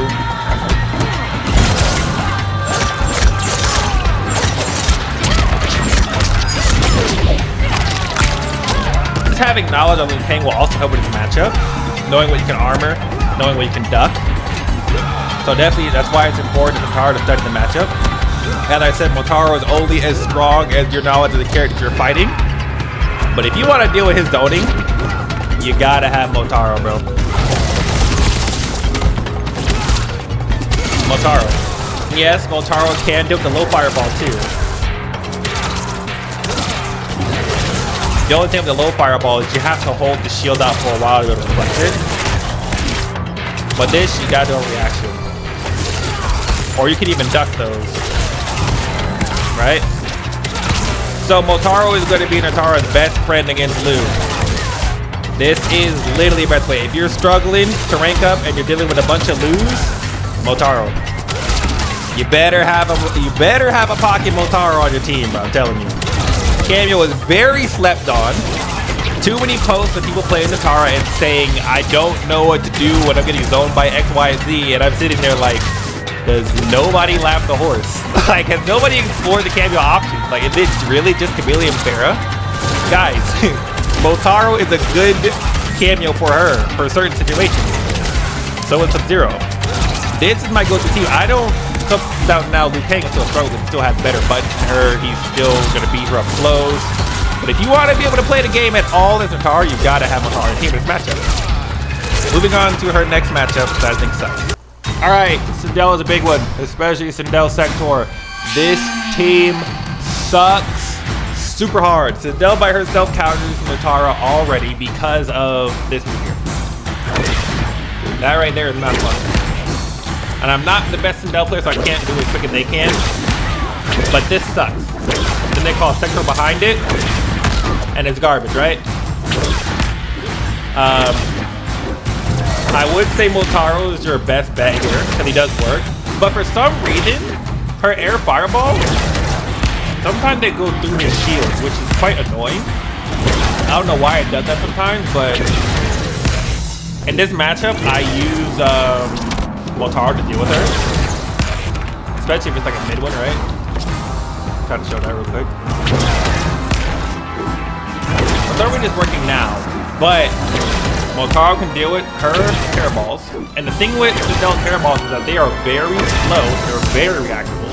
So it is not hard to time Motaro on reaction to a fireball. Obviously, you can do it on her ground fireballs too, but the main thing they're going to do with you is to shoot it in the air and call out Sektor. Now, little thing people don't know, Motaro does reflect Sektor's missiles. However, they don't bounce back on the target, they just blow up. But then the explosion just doesn't hit you. So when you're dealing with Sindel, you're going to want to walk behind the shield. As you can see there, Motaro completely negates the missile. So, if you are struggling with Sindel Sektor, this is the Kameo to use. Go figure. Motaro is also the counter to Sindel. Not the complete counter, but he's the Kameo you want to allow you to play the game with Sindel. But as long as you're falling behind Motaro, you don't have to worry about her hairballs, you do not have to worry about the missiles. However, you do need to worry about the staff. And that will suck. You don't want that to happen. That is the main weakness you have with using Motaro in this matchup. Because it is very hard, and Sindel can do this on reaction, right? On fireballs. So if you call Motaro out, and you reflect the fireball, even when you let go of the reflect, even if you tap it, right? And you reflect the fireball, she'll have enough time to get hit by the fireball and still snap her finger on Motaro. Motaro is very susceptible to snap to Sindel. The problem with Sub-Zero is that like he lets you get in on Sindel, but it's very easy for them to break it. But he'll also do well against Sindel's fireballs and Sektor. Oh, obviously he'll tank you from both. But Motaro is going to allow you to hit Sindel when she's airborne out of the sky and allow you to at least get in and try to do something on her while dealing damage. So Motaro is a good pick. You just really got to be careful of him getting snapped. Now what you can do is bait it. So if Sindel snaps it, like you reflect him, right? And you can try to get Sindel to bait him, and then if you're able to get a dive kick on her as she snaps, you get a combo out of it. Like there, you get punished. Which is what I do a lot of the time against her. I'll try to bait her to snap Motaro so that I can punish her. But it's something that takes a little bit of skill. But all in all, Sub-Zero is really good against her if you don't want to take the risk. Motaro would be the better pick if you can bait the snap. Just be mindful of the snap, and you can capitalize on that. You can deal with it. Then you will not be faced with automatically losing to Sindel and Sektor. Now, I don't say you're gonna straight up win any of these, but that's not the case. These matchups still suck. These characters still have better buttons than you, better moves, better teams, better options. So you're still gonna have uphill battles with Kara, but it makes it that you can play. You're at least able to play, you're at least able to do something, put your practice to use, get some fight going, be able to play the game. What I'm trying to showcase here is that in these matchups, despite them being terrible AF for her, it's not an automatic loss as long as you know what cameos to use, as long as you've lapped the proper cameos to use. Then she can at least play the game and do some amount of work against these teams. Same thing with Lao Hat applies. Sindel's gonna zone you, use that. If you're dealing with Lao Hat anyway, Nitara is one who can get over Lao Hat because of this move. So if you ever get hit with a Sindel throwing the Lao Hat on you and hitting you with the, the blender, as Nitara most of the time just wake up with this. This will get you over the Lao Hat and anti-air her setup. Now there is a way that she can throw it earlier and make it low to the ground and catch you, so you gotta be careful if Sindel's adapting, but it's all about the match at that point. But she does have options to deal with Lao Hat as it begins with. So the main problem isn't really gonna be Lao Hat, it's going to be her fireballs. And if it's a Sindel Sektor team, which is getting a lot of popularity, you're gonna want Motaro or Sub-Zero. You're gonna see a trend. These two cameos are going to pop up a lot in these sucky matchups. All right, here's a terrible matchup I don't think a lot of people talk about. Rain, I think, completely poops on Nitara. He has every tool in the book to smack her out of the sky. Not only does he have better buttons, better shimmies, cancels, grab combos with Janet, but then he's got some of the best kit on the game to zone her out. Rain completely sucks as a matchup. This matchup blows. And I'll show you exactly what he can do. We're gonna do this a lot. And they'll do this. This move is already bad on its own. Come when you're doing this, you really can't fly. But then you gotta deal with this one. This completely negs Nitara. There's no flying when you're doing this. So how do you beat this? How do you get past this? Well, my number one cameo for this team is Sub-Zero, to be honest. This is literally the only option we got. It's the only way. It's the only way. You're able to fight him. You can at least punish him when he does moves. Now he does recover quick off this. If you're too late on it, you aren't gonna get the dive kick. Especially if he does Rain God. He recovers quick off this too. But you gotta use Sub-Zero. The reason I don't recommend Motaro for this situation is because of while you can reflect the Rain God move back, it bounces into the air, so it's not going to hit Rain. So for this, I'd use Sub-Zero, simply because you can't really bounce the projectiles back at Rain. Even the move where he charges it and shoots the guy across the screen, he cannot bounce that back. He'll negate it, it'll hit you, but it won't go back to him. Same thing with the orb, it'll hit, right? But it'll bounce right back into the air and you won't be hitting Rain. Same thing with that move, it's just negative. So Motaro will stop you getting hit, but he will not allow you to get in. This is a Sub-Zero matchup all day. You're gonna need Sub-Zero. Sub-Zero's the only way you're actually gonna be able to move in on him and make a move. That's the only way you're gonna do something on him. And it's still an uphill battle because Rain is a really good character to fight. So, good luck with that. But this is a matchup I think people don't talk about at all. I think Rain completely blows to fight as Nitara. And if you haven't experienced this matchup yet, you will. Now the good thing is when he does the geyser move, Nitara can dive kick down a reaction that's very slow. So that move, she can dive kick down a reaction. You just gotta be careful to judge your distance right, because there have been times where I've dive kicked into the portal. So make sure you're angling your dive kick right in the right trajectory. But if he ever throws that out, that should be a free guy kick if you can react quick enough. Everything else, you're gonna need Sub-Zero. Again, Cam is always the option, but if you want consistency, Sub-Zero is gonna be your best pick in this range as well. I think this matchup sucks. I'd probably put it 4-6, but honestly, it's a 7-3. 3-7. I know I said it a lot, but these are literally some of her worst matchups, and the matchups that people complain about on Twitter the most for a reason, because these matchups are the ones that you just do not know how to play. And I'm here to help you. So next one. All right, Havik. This is another matchup that can be very treacherous for the Nitara to fight in. Now, personally, I do not think this matchup is like a 4-6 or even a 3-7 for Nitara. I think this matchup is a 5-5. But it is still a rough one for her to fight. The reason I think it's 5-5 is because if Havik's able to get going, then it can be very hard for Nitara to steal the game back. But if she's able to get going and stop Havik from setting up his zoning, then it can be very hard for him to come back on that too. Because, you know, Havik's armor sucks, bad buttons, you know, Havik sucks. But in the scenario where he's able to get going, I do want to show you how to deal with that. The main thing you're going to do what Havik's doing is this. Okay, so when he's getting set up and doing this, there really isn't much you can do unless you're running, again, Sub-Zero and Motaro. Now, in this situation, because I know the Havik matchup a little bit, or better than most people, I do know that this is completely duckable. Another thing is that Motaro can reflect these back at Havik. So on reaction, because it's very slow, you can reflect them. However, what Motaro cannot reflect back is the other one. Motaro cannot reflect this. For some reason, it goes right through the shield, which completely sucks. But there is a way you can deal with it. As long as you time your teleport correctly, you beat it. If you time it too early, it will retract you. But you can teleport it on reaction if you can read it and get a punish on it. If you're quick enough. I wasn't quick enough. You really have to read it. So it is possible for Motaro to help you against Havik, but it's really only going to help you against the one projectile that goes straight. The zigzag one, you cannot reflect it, so don't try. And that's that reason that I recommend that Sub-Zero would be your best pick against Havik, because you can get in on both of those things.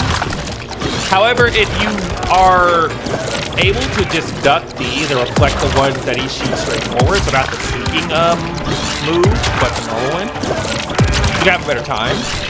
Especially when you know how to gaps, because you have a lot of them that Motaro can exploit that I'm aware of, so I'll show those too.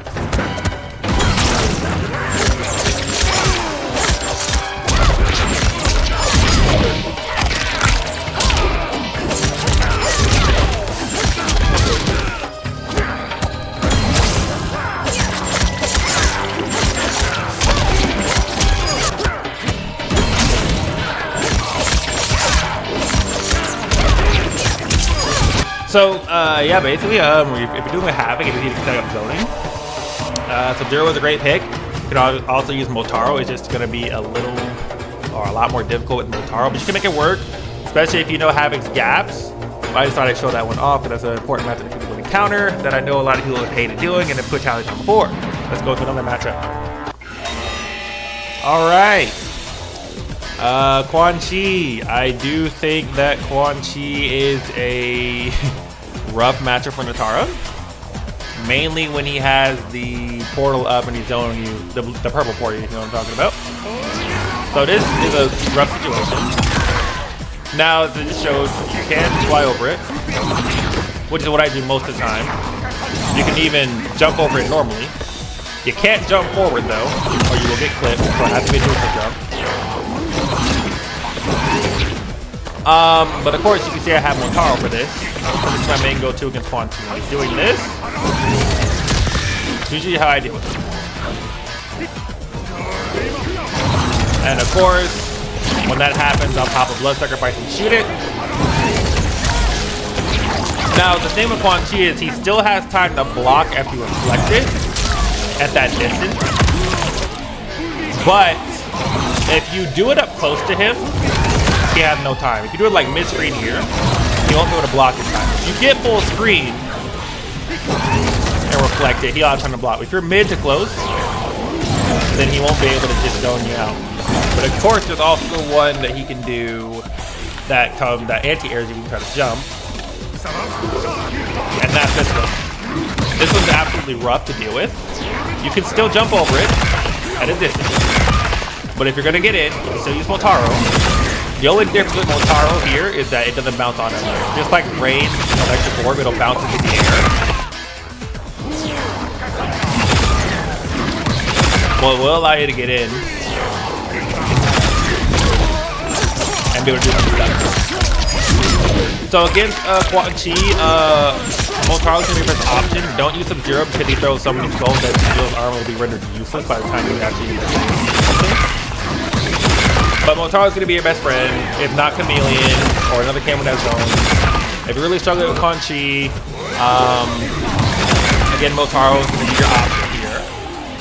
You can still use Sareena, Kung Lao, or any of the cam with zone, because Quan is the character that unfortunately does get zoned out by cameos. But Motaro is still a great option here. Sub-Zero can work, but so can Motaro. I feel like Motaro would be better because you just get more damage to reflect the, the other projectile that goes at you. Take it to the big skull, Motaro will reflect that. Okay, so I think the rest of the matchups that I feel like she has, or the Nitara player in general, have the hardest time dealing with when you're playing her, picking her up, and playing for a while. We didn't know those matchups are like god awful for her. But as you can see, Motaro and Sub-Zero tend to get the job done for her in 85% of those scenarios. There are some matches that I think are trash for her, like I think Homelander completely gives her a hard time because of the air lasers. The lasers come out quick. They hit her out of the air sometimes when she's flying. And of course, within the standing, it just laser her from the air and spam it. It's a rough matchup, especially if you have the camera that can zone her out. Raiden is a terrible matchup for her. Storm Cell just negs any air flying ability. If he holds the projectile, you can get over it if you fly, but it's hard to deal with. And on top of that, his low kicks completely crush her armor. I certainly hate it, but you just can't do much against Raiden outside of like reflect his lightning orbs with Motaro, which hurt him a lot if you actually able to pull it off. Or you can use Sub-Zero to deal with it, or of course you can have Khameleon Glow try to zone him back. But Raiden's just not a fun matchup for her. There's just not a lot of stuff I can really recommend to play against him, because a lot of stuff that he does you can't really counter with a cameo. It's really just on you, the skill of the Raiden and you at that point. Hopefully the Raiden falters. Reiko as well, but the throwing stars, we didn't put Reiko in here because the throwing stars are just something that everyone has to deal with, not just Nitara. And the universe would deal with that to flawless block it, or of course you can use Motaro to bounce it back at him. Which when I'm fighting Reiko, my go-to is Motaro because of the stars. If I can reflect it and hit him, it does a lot of damage to him, and I can, like usual, dive kick in on him after the stagger and apply my pressure then. But with that out of the way, those are the roughest matchup I think I want to cover as an Nitara main, the ones we have to go to and how we can deal with them. And you guys will start to see why Motaro has been my go-to for many seasons and how I've gotten to with Motaro on the team, because he just covers so much of my bad matchup with zoning, on top of giving me an armored launcher to use and a plus 13 tail shot that leaves me plus if they block it. So with that, I think we're going to segue into the last part of this video, which is going to be the cameo choices that I use with Sonya. And I'm going to go to the cameos I think are her best. I'll try to order them. But I'm just going to start off right off the bat. Ferra is definitely her best cameo right now. Ferra is everybody's best cameo, so that shouldn't be questioned. She gets a lot of mix off him, safe confirms, 50-50 mix, a lot of damage off Ferra. A quick grab that everybody can use and look into. Ferra is just broken right now. He's safe on a lot. She is safe on a lot of moves that she does that also launch. So Ferra best cameo with a lot of characters. That's gonna apply to Nitara. She's the best. Give their air combos and stuff along with safety and mix. As I said before, I haven't labbed Ferra myself, but I have seen what she can do. Definitely the best. But now I'll get onto the camo that I actually use and try to order them after Ferra. So you mean like. So Khameleon might have gotten nerfed this patch, but I still think that Khameleon is probably going to be her second best cameo. The only reason she's not the best anymore is because she got nerfed in Ferra's here.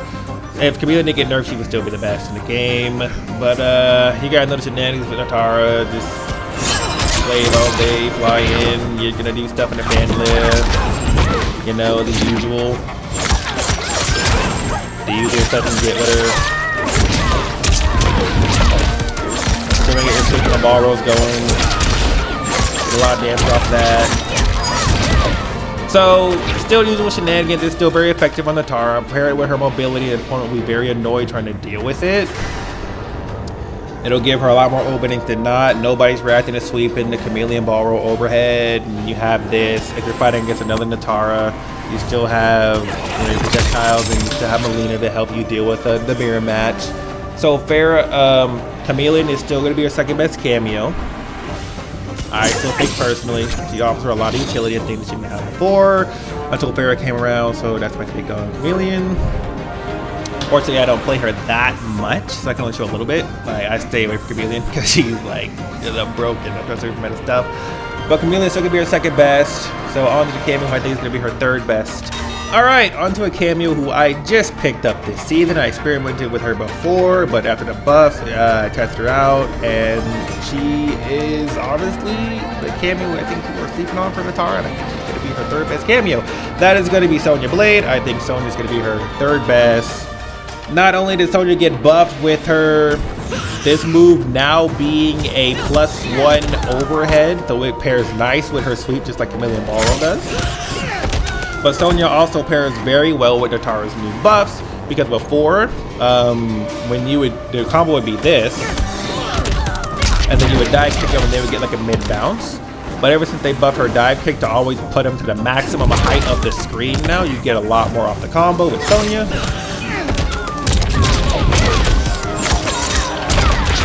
And of course, Sonya allows her to have big damage.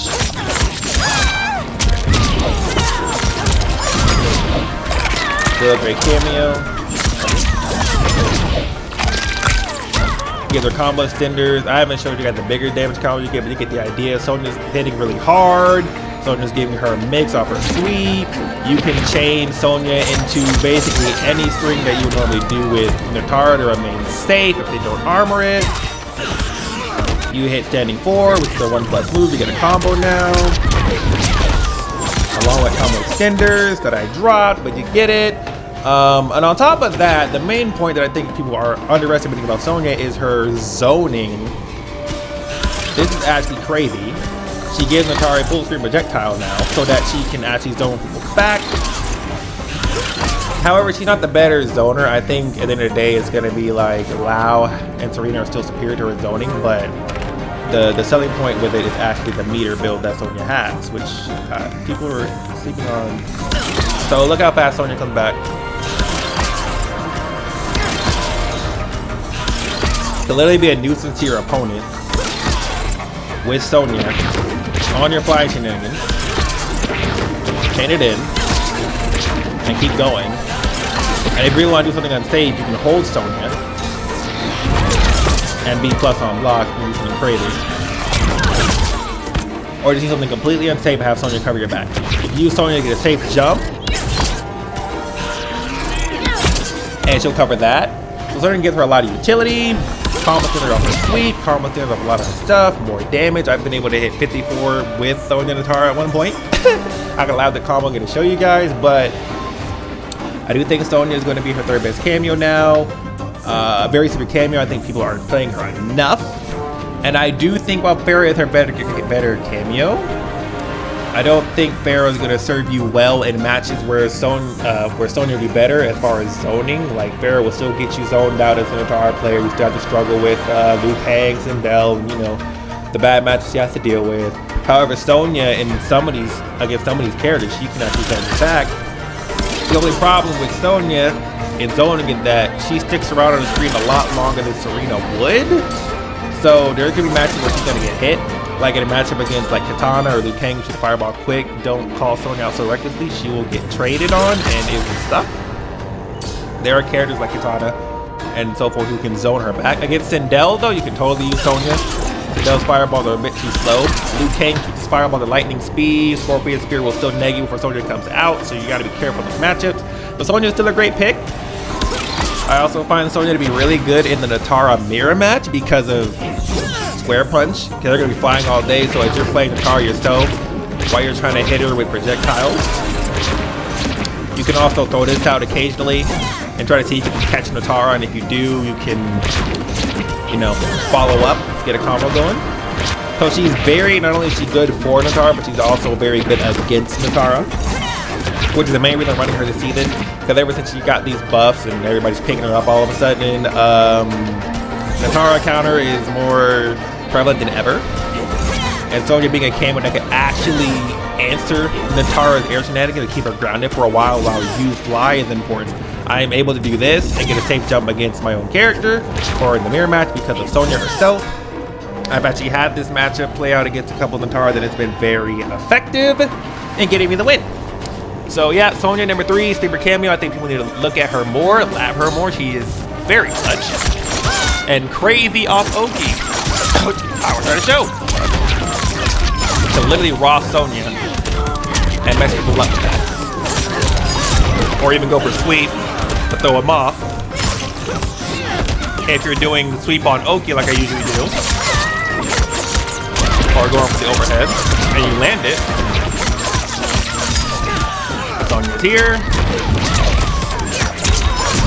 To give you a lot more bang for your buck. And gave you combo instead. So, third best, definitely looking to Sonya, my recommendation. Alright, so Kung Lao has been her best Kameo for a while, at least until Khameleon came out, and I still think he is still good. They nerfed his meter charge, but he still gives her a lot of utility. First of all, he gives her a projectile that comes out pretty quick, a lot faster than Sonya, so he's on the screen and out. So for zoning, he's going to be better. You just won't be able to spam as much because, as you can see, his gauge comes back slower. But in the zoning matchup, he can actually zone back against people like Sindel. He can zone back against people like Liu Kang.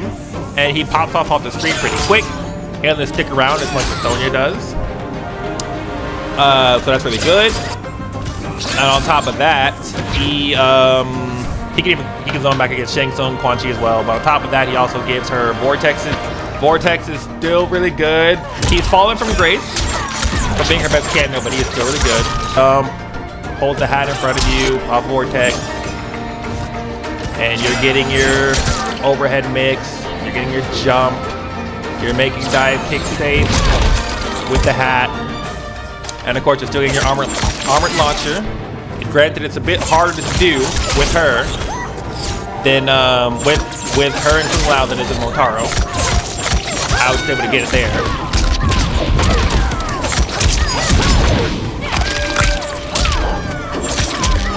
But that's still a thing that works. So Kung Lao's still good. Great answer if you're getting zoned, you can zone back with him, and so forth. So not much to say about Kung Lao, still a great pick. Not the best anymore, but he's still, you know, relevant. Okay, this is a wild one. A lot of people don't talk about this. I never think I've seen use, but I've actually labbed this team after this patch, and I was very close to putting this team on second, like his second best Kameo, but realistically I couldn't do it. Like I said, I think Cam is still better, but Sektor is honestly a great pair with Nitara. I was debating putting it over Kung Lao, but Kung Lao is just more consistent with the zoning. Sektor can get hit a little bit more, and the missile can be avoided. Kung Lao still gives her vortexes and stuff. But the thing is, Sektor does too, and nobody's really talking about it. Here's some of the stuff I lab with Sektor that I feel like will be helpful. We're dealing with a meta where Nitara's on the rise now, because, you know, ever since the buffs, a lot of new people are starting to play her. Out of, you know, people thinking she's brain dead now, which dive kick certainly is, but people are under pressure to she's like top 10 now, or just the new character to beat, which I don't think so. I still think she's like low, mid-tier, like C-tier, decent. But still, Sektor is a great, not only is Sektor a really good counter to the Nitara mirror matches, he's really good because she can't fly when this is going on. And of course, God forbid you, it takes a whole Kameo bar, but the missile really doesn't take that long to come back because of the gauge. It's pretty decent mid build. at the Nitara, if you're just keeping your distance, waiting for missile to come back, or if you're actually hitting a combo with missile, you'll have it by then. So it's really good against Nitara. It shuts her down from flying as well. It keeps her grounded. And if you're the Nitara player who's using Sektor and they don't have an answer to keep you grounded, then Sektor is really gonna like win you the day in a match a lot of times. I think it's gonna be very effective against the Nitara Ferras because at the end of the day, you're going to be able to keep them at bay, keep them back, keep the pressure going, and it'll be very hard for them to do so. They'll have to rely on chucking Ferra out at you or trying to move in, but then if they are able to hit you, missile will cover you as long as you call it right. Not only that, but the missiles got buffed to where they bounce now.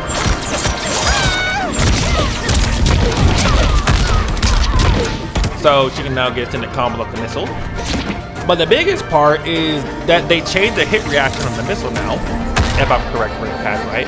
So what this means is now you can now combo off the missile. So I'll show you a great combo that you can do.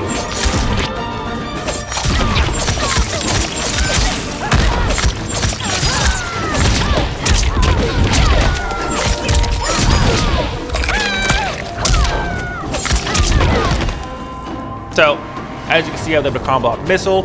Not only that, but the missile actually does give her some insane 50-50 pressure. And that is actually a true guess. I've tried it out multiple times online. It does get people grounded.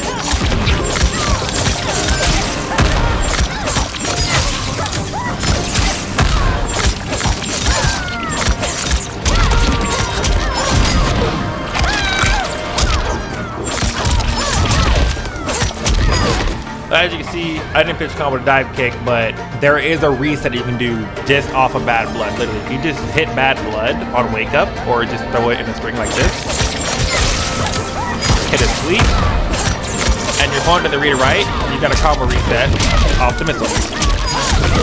Not only is that a thing you can do, but it is a Sektor can also armor break if they try to wake up. So he makes it where you have to respect Oki, which I'll show you a scenario like that right now.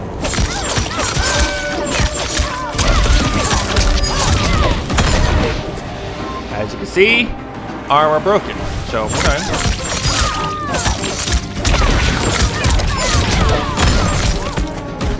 And of course, if it's mid-screen, you get the dive kick off that. Now against characters with slower wake-ups, you can even do back two off of it. But not against someone like Nitara or Johnny Cage or fast to move, you'll get hit out of it. You can probably throw out forward 4, which will work. So you just gotta keep that in mind when you're fighting against other characters. You gotta know which armor comes out at what frame and how fast. And you can determine whether to either do this, or either do sweep. But either way, it's something that people have to respect. Or get deleted.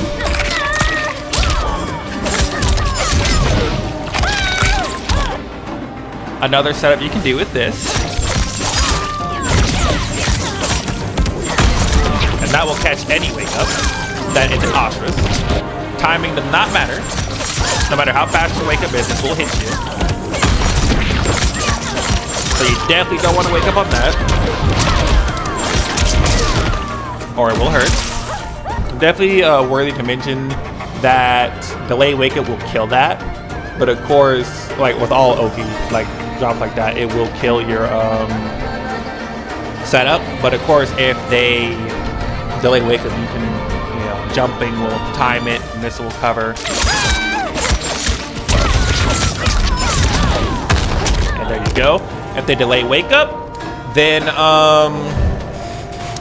your missile will cover and you'll be able to do your jump kick, fine. But if they get up normally, the missile will hit and cover your jump. So there's a lot of options on wake up, and if they delay wake up on this setup here, then all you gotta do is change 2-2 to 4. I'll show you that right now.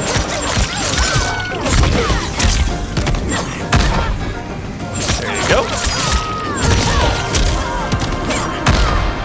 There we go. I think Sektor is a very steep cameo that people are using. Another trick I like to do with Sektor is when I have the full cannon bar and like full screen and I'm zoned, I'll do this. Hot blood sacrifice. Shoot that after, or just use the double missiles. Glide right in behind him. And if they hit you, I got a combo now. And of course, if they don't get hit by me, block it.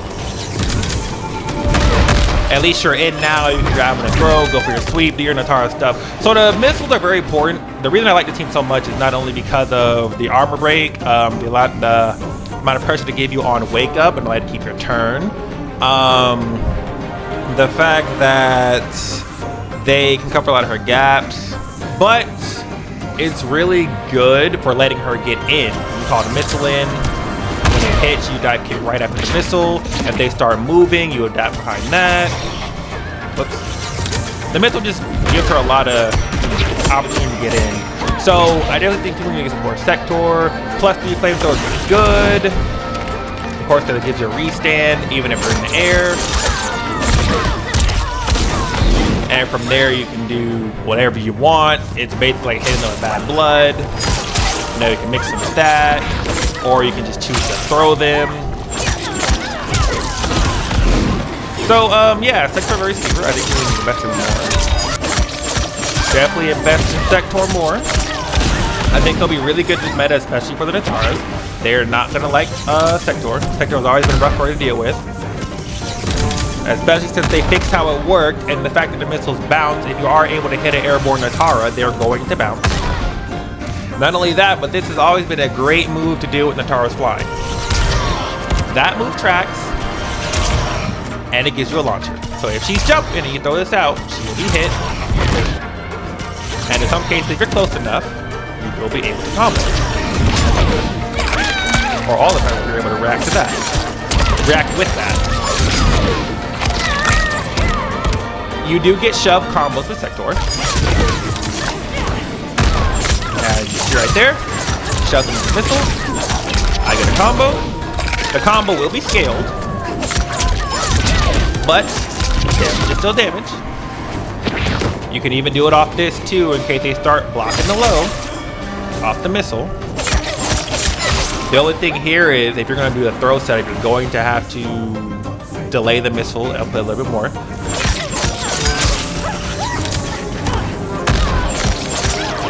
Now I got another shove combo midstream off the same setup that gives you this.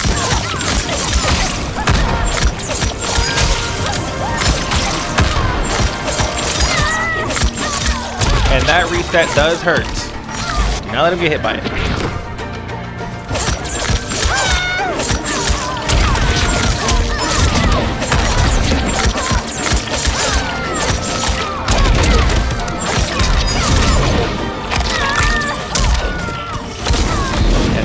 Done. I can do whatever I want. Sektor, great cameo. I think I justify put him in my spot. He's actually going to be one of the teams I run this season. I expect to do very well with him. Him and Sonya have graduated on my list. For me, I think Sektor will be my #1 pick for this season, especially with Nitaras and all the zoning. Now that I know he's better, I can actually help her deal with zoning. If you can time the missile, then it takes some of the heat off you because the missile will stop them from zoning and they have to block it at least for a little bit. And of course, if it's a sindel levitating, then you do the teleport punch on a tracker at the air and hit her, and you combo into it with EX back to 2. Yeah, Sektor just had a lot of variety to him, resets, and so forth. Definitely a cam I think we're going to invest into. Of course, you guys know I got to go with Motaro for the next spot. I think Motaro is going to be the 6th best cameo, if I remember correctly, the order's right. You guys know I'm a big advocate for the horse. I've been down for the horse for multiple seasons. He's got me through a lot of struggling matchups, saved me against a lot of katanas, a lot of lose, a lot of sindels, so many bad matchups that would otherwise be losses, so many lead maze, so many he's helped against Sub-Zero in some cases. He's just been a great overall cameo. You guys know why. Reflect, armored launcher. So whenever you punish a gap punish now becomes a combo for Nitara. He gives you a wake up that you can actually be safe on now. If you really do the right teleport, if they block it, you're out of there. If you hit it, combo into it. He just gets you out of so many bad scenarios, like doing a dive kick, and you're out of there, which is something I do a lot. Even on this string, I would throw this out in lots of my videos and be gone. A lot of times people will mash, and if they mash in the wrong direction too early, you get this off. He does a very solid cameo. He gives you mix off of the mid overhead, because now you have a mid low tail shot, and if they block the tail shot, it's plus 13, so it's still your turn. You can do him off a sweep. Do it off of a launcher string. Instead of being negative, you're now plus. You can do it off of a safe launcher and still be plus 13. Go into this. You know, he just gives her a lot of utility. And his meter recharges fast off tail shot, as you see. I'm not losing any bar. Motaro's kind of cheap. But yeah, I really think that Motaro is a slept-on cameo with Nitara, partly because his HP makes her at 850, and that really does suck. But when you are facing Liu Kang zoners, or the match that Nitara just couldn't play with getting zoned out, you're going to want a Motaro. I really think every Nitara needs to invest in at least a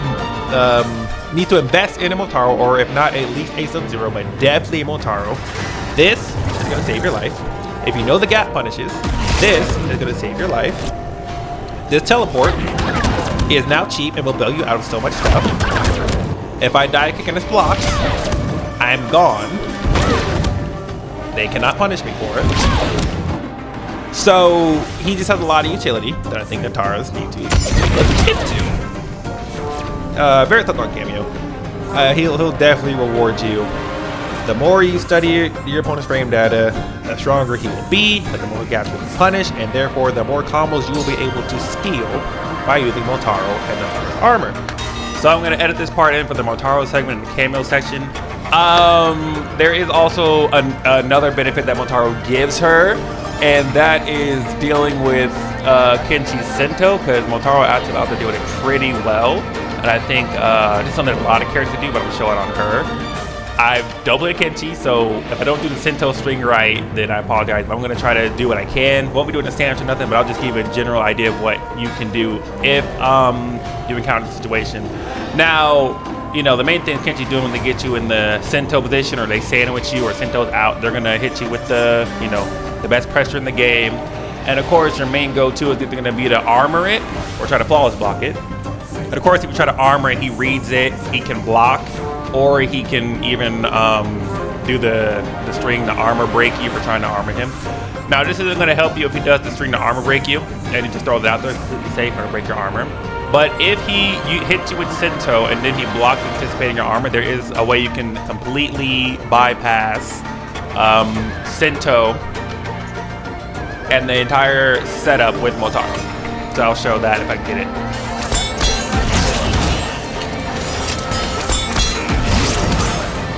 That was a rough example of how it works, and the reason that part is so important is because if you, first of all, if Kenchi does get you in a sandwich with Sento or desuppress you with Sento, and you are trying to armor and it lands, if you're 100% sure you're gonna hit him, then you can teleport into Motaro and you're gonna get a combo for it. So that is a really strong thing that she can do with Motaro. If it lands, you get a combo for it, and then you're completely out of Sento and you get rewarded for reading right.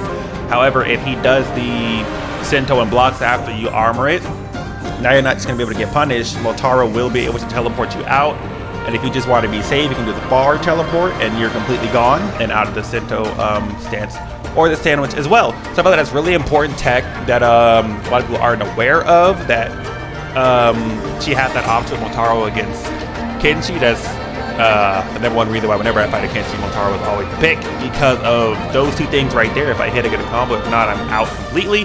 I don't have to worry about getting sandwiched. There really isn't another Kameo that can save her from that, not even Kung Lao, because Kung Lao will get armor broken by Sento, and you still are going to have to hold his pressure. But Motaro will completely get you out. So yeah, I'm going to add that to the Motaro segment right there. Great team. 2 seasons with Elder God with him. used him for more seasons than that, but 2 seasons are the one that got him on Elder God with. That would be my next cameo pick. I think our 7th cameo now will probably be Sareena. The OG original Nitara main team, because you know the divide, but this one you're flying away, going singular glaive, fishing for the double, and if you're able to hit the double, then you get your combo. Or if you hit the double glaive, you're getting your dive kick combos going. Just being overall a nuisance for this team.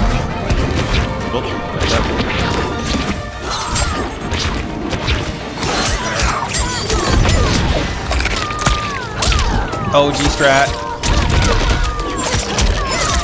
Seems still pretty effective. The only reason I don't think it's that great is because Sareena's glaives are high. While they do come back quicker, and she does get off the screen faster than Sonya, like she launches and she's gone. So it's a lot harder to hit Sareena. The only problem is that these are high, so everybody's gonna duck them. Which is the main reason I would put Sonya over Sareena, because again, Sonya's meter comes back quicker than Sareena's off of her projectile, and on top of that, it's a mid, so they have to block it or have to jump it. And Sonya actually gets her overhead mix. That's plus off of her sweep, which Sareena does not do. You can sweep, but if you go into this and it's blocked, you will get punished. You can throw the single one and be safe, but it's still their turn. You're not exactly plus. But you still have a great utility to still drain meter mid combo, which is always nice. Denying breaker is always good. But I just think Sareena is a little outdated for Nitara. I don't think she can be effective on her anymore. There's much better cameos like Ferra, Khameleon, as I said, Sonya. Motaro just does better in so many more scenarios than Sareena does. If you're gonna get cam with his own, Khameleon's still gonna be better. Khameleon's still gonna be better. Sonya will be better at spamming. She'll get hit more, but she'll be better. She'll give you a lot more opportunities to open people up. She'll leave you safer rather than negative. She has a better wake-up move than Sareena does, because she gives you a combo off of it with invincibility frames. So that's why I put Sareena down here. So on to our next cameo, not much to say about her. I think the last cameo on this list for me is going to be Sub-Zero. As you've seen with a lot of matchups, Sub-Zero does very, very well against a lot of Nitara's bad matchups. The only issue with Sub-Zero is that he doesn't really allow her to open you up. You can try to freeze him on pick a firm and get blood sacrifice going and drain meter mid combo, which is always nice. While they keep your damage output, which is nice. But the problem with Sub-Zero is that he doesn't open you up. The most he's giving you on offense is a -2 solar charge, which is safe, and it has a lot of pushback on block. So that is something to do to remain safe instead of being negative on stuff. But he isn't opening anything up.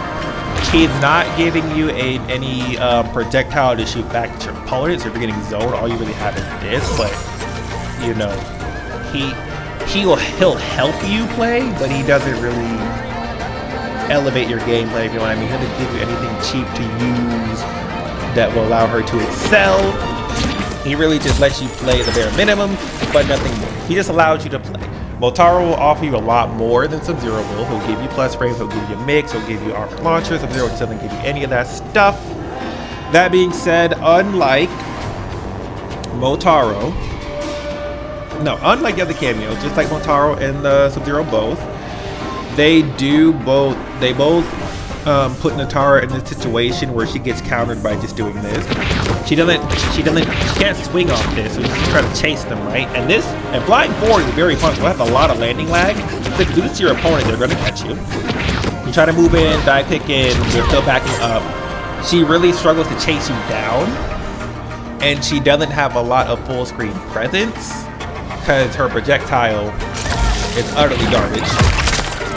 They're gonna block it. And that's something that Sub-Zero and Motaro have struggles with. They don't give you tools to zone back. You'll see the cameos above them, but even Sareena, who's below Motaro, I think still, she'll give you a tool to fight full screen.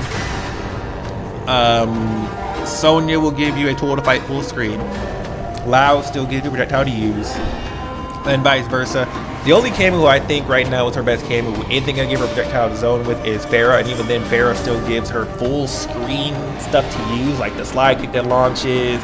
You can still throw Ferra and she'll flip forward and give you plus 15 on block. So she has ways to compensate for not being a projectile, but Sub-Zero and Motaro really don't, which I think hurts them in the end because Nitara has to deal with this on screen, trying to chase you down for backwalking her. And if you land in front of them, or even if you dive kick like this, although it has fast recovery, this is still punishable. So if you do this and they react, you're gonna get blown up for trying to do it, which is why her main game plan is to fly back and use cameos and run the timer most of the time. Use the cameo to zone you and fly back, because she can't do forward to chase you down. If you don't have a cameo to give her projectile, you will be susceptible to this. And if you can't zone back a zoner, you will lose more often than not. So that's why Sub-Zero is the 8th place. I'll go over some honorable mentions real quick. I think Jax is an honorable mention for the list. The only problem with Jax is that he, again, is susceptible to the same things Sub-Zero and Motaro are. They get backwalked. This team gets backwalked really hard. They can open your team up, but if Jax get hit, he's gone forever. I'm really got to get a hit with the team to get going. Other than that, Jax just, if you're fighting a team that zones and you have Jax on your team, you're going to lose. Jax will not hook against zoning. Goro, another honorable mention. He was the decent team I ran in season 2 before his meter got nerfed to complete dog crap. Same weakness as Jax. Although he's a bit better than Jax, he still gets zoned out. He gets her plus frame that extends off a lot of her unsafe moves. But at the end of the day, the game is trash. You're still going to get zoned out. You're going to go open nobody's up if you can't get in on them. Cross is also an honorable mention on this list. She was the first cameo I used and got to God rank with back in season 2. However, she is suffers for the same thing as Sub-Zero does. She doesn't give you much offense wise. She gives you a +4 iceberg wall, which is great for giving pressure, especially in the corner. But Frost Carpet is too slow. If you try to do the mix off of your mid overhead and instead go for mid ice carpet and they block it, you're getting punished. Frost is just way too slow. Ice orb setups take way too long to be mashed out of, so Frost is obviously an honorable mention. She's something that can make work, but you have to work really hard on it. I don't really recommend this team anymore. People are definitely aware of Frost. Sektor, Cyrex is also honorable mention. I don't think people know about this team too well. It's really good in the corner because if you do 1-2-1 and then cancel into Cyrex net, it does combo and drain meter, in which you can pop blood sacrifice and steal HP while you're draining meter. You can even go for bomb setups in the corner, which I have done. I just have that posted. So the only weakness with this team is that again, mid screen it doesn't do anything. Net is reactable. If you try to zone with that, it won't work. You still get backwalks, so you have to chase him down. It sucks. Cyrex doesn't offer anything mid-screen. He's only really strong in the corners, but if you cannot corner your opponent and get the net setups going, he's really useless. Tremor is also honorable mention. Soul's Clue used this team. It had some effect. The only weakness with this team is that the meter takes forever to get going. Her ambushes are very much a gimmick. If your opponent knows about them, they won't work, and then again you're stuck waiting for like 30 seconds or so for Tremor to come back, and that's not effective. Nitara, the character, needs to abuse the cameo as much as possible, so the faster the meter comes back, the better it is for her.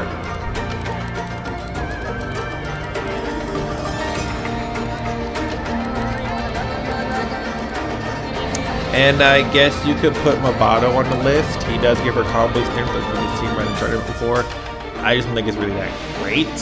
Motaro doesn't really give you a lot to open up. He'll give you plus frames, and he'll give you Oki if you're able to, do the move. He pulls you in to hit each other. He can make you safe with electric trap, but other than that, I mean, he'll give you, the on the ground moves, and on the ground you can kick him, but other than that, he's not really accelerating her game plan. He's not elevating as much as the other cameo that I listed above would, and he's certainly not going to help you against too many zoners outside of just pulling them in and getting close with the, we both colliding each other. But yeah, that should be my list. That'll be my guide. So overall, the verdict on Nitara, yes, these buffs were nice for her. She's still not going to be top tier, top 10. She still had the same struggle she's always had. Still had the worst matchups. Her matchups are always going to be as bad as they've always been. None of her matches really got polished. They're still trash. She still loses all the opponents she lost to. She still has a hard time opening people up. The only thing is that she got a little bit safer, but it's still not opening her up. She's still not opening up anybody who knows how to block her. Like I said earlier in the video, she does not have a full screen presence, and she lacks a good projectile, so she will be zoned. She still gets backwalked if she doesn't have proper cameo who can zone back. She's extremely cameo reliant. A lot of her flight cancels are fake, and her main strings are still gaps. If you're gonna play her, you need to have a lot of patience. You need to be able to play through with zoning and projectiles. You have to have a variety of cameos at your disposal. You are not going to just be able to pick one cameo and hope to do well. You need to have a bunch. She is very matchup dependent, and with that comes a lot of cameos that she'll need to use. She is a very difficult cameo, difficult character to run, because a lot of times she's going to have to spin her bar to keep pressure or get a combo going, which means you're going to have to get used to playing without breaker most of the time, because you need to spin and keep pressure even on block. She's going to have the lowest HP pull in the game, tied with Quan Chi, so you're going to get deleted if you get hit, especially by characters like Shao Kahn and Liu Kang and Li Mei, who hit you really hard and counter you still. So if you're not prepared to play the hard game, play the grind game, lab a bunch of characters, lab your cameos, come up with a bunch of different teams for every situation. If you're not ready to put in the good fight with this character, I suggest you do not play her. If you're thinking you're going to dive kick with her and get to Elder God, you won't. The furthest you will get is Warrior. Master at least. Once you hit Master, that is going to die immediately. Grandmaster, Demigod, Master, and so forth. It ends in Master. Once you hit Master and go on, that's when the shenanigans stops. By then, people up there already have been fighting Nitara forever, already know how to block her, already know how to deal with her gaps and stuff. It's not going to be as effective. You're going to be working hard. It'll be effective in the lower ranks, because Nitara is a lower rank monster. She will destroy a lot of lower ranks. People down there don't know how to fight Nitara. She will feel like the best player. She will feel like the best character on the game. She will feel super OP. But once you hit those higher ranks, or those people who've been playing forever start exposing your weaknesses, you will realize the struggle. You will want to quit, and you will want to drop the character. But it's all about how much time you're willing to put into the character, labbing other characters, labbing the cameos, and figuring out how to make it work in every situation. But yes, that's gonna be my video. I hope you guys enjoyed. Let me know what you guys think. Did I miss anything? Please share your comments. Let me know if you want me to do another one like these. Please give me an update. I appreciate it. You guys asked for this, so here it is. I hope I help make your guys' life a little bit easier against her. Please stop saying she's broken, because she's not. And as always, I love you guys. Thank you for 300 subscribers, and goodbye.